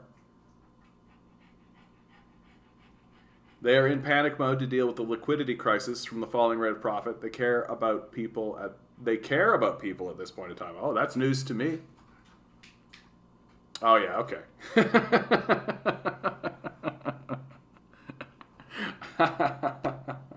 It would be nice if they cared about people at this point in time. No, it's what we are seeing is a maximization of extraction leading towards abandonment. And that the only businesses that will be able to continue to operate within Canada are monopolies. That the only businesses that will survive are the businesses that we must do business with. That your small mom and pop operations and all of this are destined to go under. Because they won't be able to, as land prices go up, housing price or rent goes up, the cost of goods go up, and people aren't being paid a good enough wage to be able to buy the services that are on offer. So literally, you're just going to have like big giant box stores providing the base necessities, food and shelter, right? And we will have to buy from them because like we have to. We don't have an option.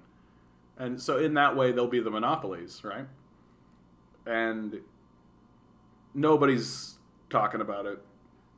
Nobody's in the House talking about it. And they're pretending as though that's not linked to this protest, right?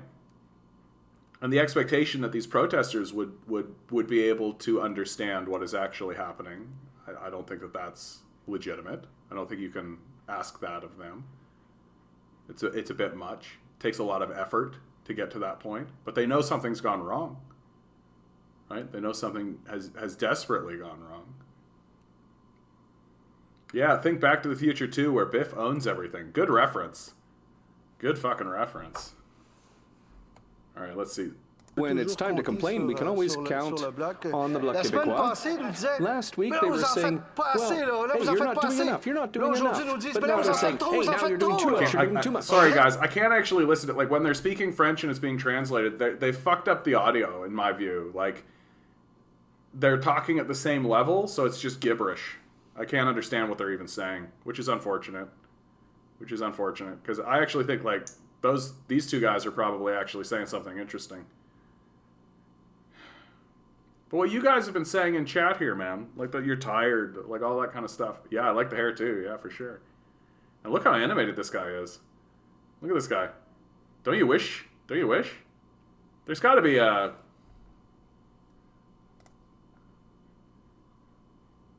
Oh, they're auto-generated, so it's going to be terrible. Speak American. That's not what I mean. You can hear it, right? Like, I find it very unfortunate that the heritage minister doesn't like his mother-in-law. That's really too bad.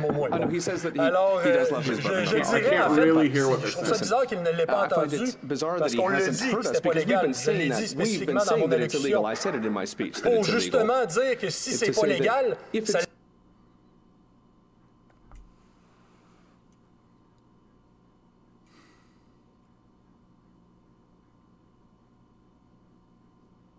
I really hope you guys are doing well out there.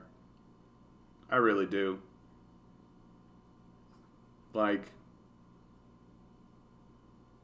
this really is like the blood reaching to the surface, right? But considering the Honourable Tommy Douglas is from Saskatchewan, I think maybe I'll do it just this one time. In describing Pierre-Elliott Trudeau's use of the War Measures Act, he said it was like using a sledgehammer to crack a peanut. Mr. Speaker, I'm sure my colleague from the Bloc would agree that what is happening outside is pale in comparison to what was going on in 1970. He referred to that in his comments. I would ask my colleague from the Bloc what he thinks the great Tommy Douglas would do if he were here in this House of Commons at this moment in time. The député de Saint-Hyacinthe-Bagotte. On ne fera pas parler les morts, bien sûr, sauf que ce qu'on peut quand même constater, j'ai bien dit, j'ai parlé des deux situations, dans les deux cas, il y avait des troubles qui sont réels, qui sont existants, mais dans les deux cas, le recours à la loi sur les mesures de guerre ou à la loi sur les mesures d'urgence n'est pas justifié. Il y a des institutions, la police existe, l'armée existe, les lois existent, le fait que d'occuper ou de capturer...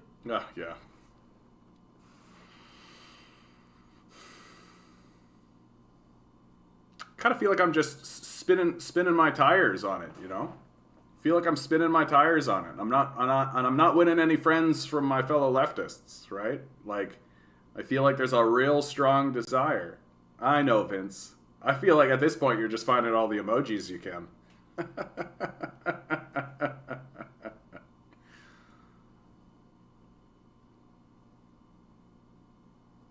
Like,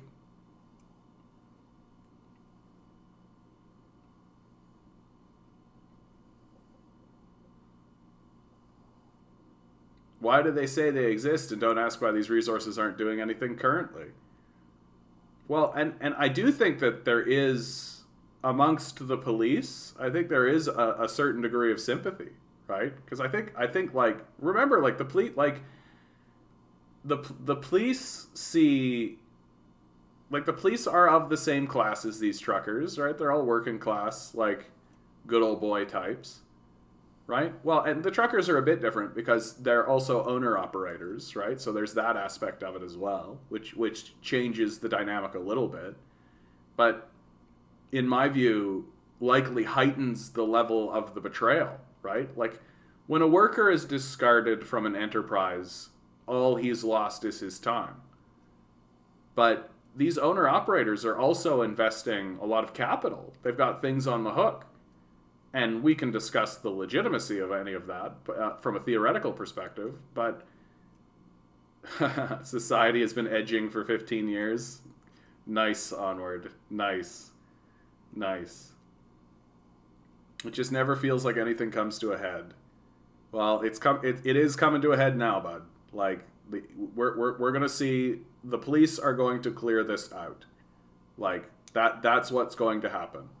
That the police are going to go in and they're going to clear this convoy out. It's going to embolden the right and the far right. It's going to be a huge talking point on the right for a long time, long time, right? Like, and this is this I think is probably reason number one why I am really against the usage of the Emergency Measures Act on this, is because it is going to elevate this moment above moments like the Occupy movement, like the Black Lives Matter protests, like other protests. It's going to make it so that, like, when right-wingers bring up the clearing of these... Yeah, she knew it was coming, too. She knew it was coming. There's a pretty good chance. Well, I think it's inevitable at this point. But I'll probably be going somewhere tomorrow where I'll be getting 3 square meals a day. And that's okay. I'm okay with that. And I want you to know that I am not afraid. And like this straight up murders her, right? Like this is why I keep saying that what we're seeing is so emotionally driven, that there's so much emotionality to it, because like what the Trudeau administration is doing is it's creating martyrs, it's elevating this moment to above previous protest movement moments. Like, the end of every protest movement is the police coming in and clearing it out. Like, let's be adults about this, right? The end of every protest movement is the police coming in and clearing it out. But we don't need to we don't need to evoke this Emergency Measures Act. Like, this is what's gotten it to such a heightened position now. Imagine how many people there would be if there was summer instead of midwinter. Yeah. Olivier Lacroix, I'm so sorry about that pronunciation. Lerocque? I don't think I've ever seen you here. Good to see you. Hope you're here to participate. We've seen hugs between cops and truckers at the borders. If a First Nation group did this, they would be called terrorists and thrown in jail on day one. That is a point that's brought up fairly regularly. And what makes it difficult is that I think it's true. I think that's actually true. And that observation is being done to point out the sort of inherent racism that exists within Canada, which I think is true. I think that's real. And my counter to it isn't an attempt to counter your point, because I think your point is accurate, but it's to point out that, like, this is how badly the capitalist death cult has failed its own citizenry. That even the people who the white supremacist system are sympathetic to are now being abandoned. That First Nations people understand accurately that if they were to do this, they would experience exactly the treatment you're talking about, and yet they're the ones who would be most justified in doing it, because they're the ones that are experiencing the highest level of aggression from the cult itself. Well, now we're seeing people who are ostensibly allied to the cult also experiencing abandonment, right? And that, to me, is what is so shocking about all of this. Amongst the fact that Trudeau won't... No, I think Trudeau is in. Like, I think he's pushed in on it. And it looks like the NDP is going along with him, right? And I think they're doing it, they're essentially playing the racism card. Really. And it seems to be the card that they're going to use. And the nature of the conversation is strictly going to be around, these people are white supremacists. It's a white supremacist protest. We're going in there and we're clearing it out because we have to take white supremacy seriously. That's the conversation that's coming out of the Liberals and the NDP. It is accurate to a degree, certainly. But but these actions that the Liberals are doing are they're going to blow back. There's going to be a blowback. The right isn't going to simply disappear on this issue. The white supremacist, like, it's going to drive more people to these white supremacist movements, right? She will shake hands with President Rittenhouse. Exactly, dude. Don't say shit like that, dude. That's how shit like that manifests. That's what happens. When she gets out of jail, she becomes the most right-wing president in Canada history. Yeah. Vice President Marjorie Taylor Greene. Yeah, absolutely. What? Onward? Don't you mean First Lady Marjorie Taylor Greene? Come on.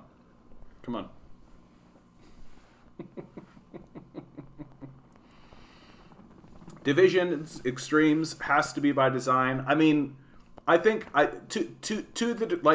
they are making a decision to make this about the racism issue. They're making that decision, certainly, because it is anything but class. They cannot turn this into a class discussion. They cannot discuss what is happening on the material level to these people. They can't do that, right? Because they know that if they have that discussion, that it's in the long term, and perhaps even in the short term, it's a losing discussion.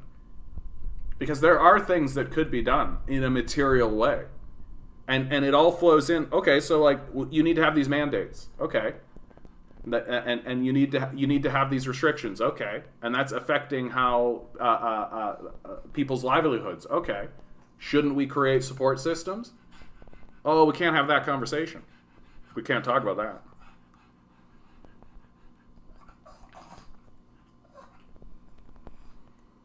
The leaders of this convoy of not white supremacists are allied with these movements. The movements have been going on. Yep. But is what we are doing, is the declaration of the Emergencies Measures Act defeating them or emboldening them? Right? That in a long-term kind of sense, or in an immediate sort of sense, it will defeat them. But I fear it has a very much win the battle, lose the war sort of quality to it. you want to come back up, buddy? You want to come up to say goodbye to everybody? Do you want to come up to say goodbye to everybody?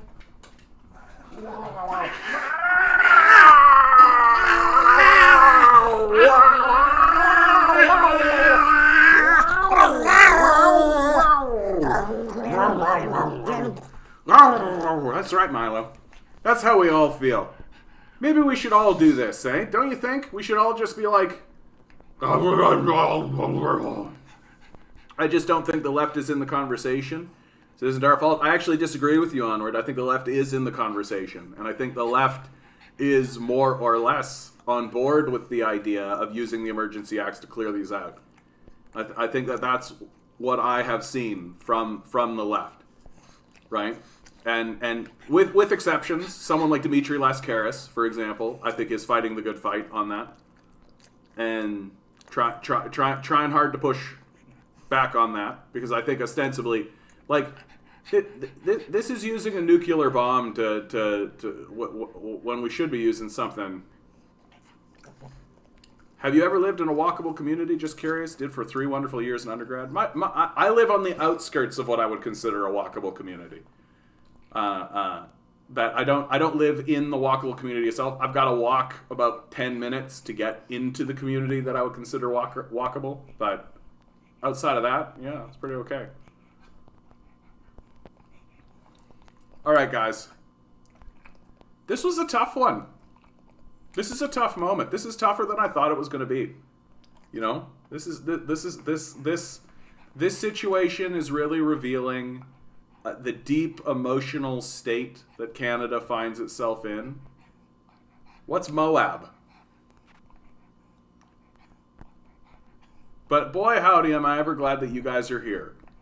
I'm glad that you guys are here so that we can have these conversations, so that we're not in isolation, so that we're not separated from one another, so that we're not all disconnected. Ah, mother of all bombs, of course, of course. Because I can't imagine what it would be like to be isolated right now, to be disconnected, to not have an outlet, to not have solidarity with other people who are also struggling through this.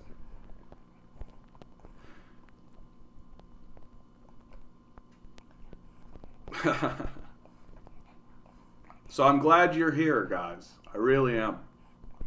I really am. And as this unfolds, and it is going to unfold, hopefully we can learn from it, continue gaining allies, continue spreading love and compassion around, and continue remembering that we're dealing with humans first. That these protesters, we continuously call them right-wingers, we continuously define them on those terms, but they're humans first. And that's really what I'm here to do, is to remind everybody, amidst the politics. Zed, that's a bit much. I don't know if I can take responsibility for that. All right, guys. Always remember, you are a quantum being, walking around in quantum energy. These billionaires are spending hundreds of billions of dollars in order to try to pretend like you're something other than you are. Rebel, revolt, repent. Good luck. We're going to need it.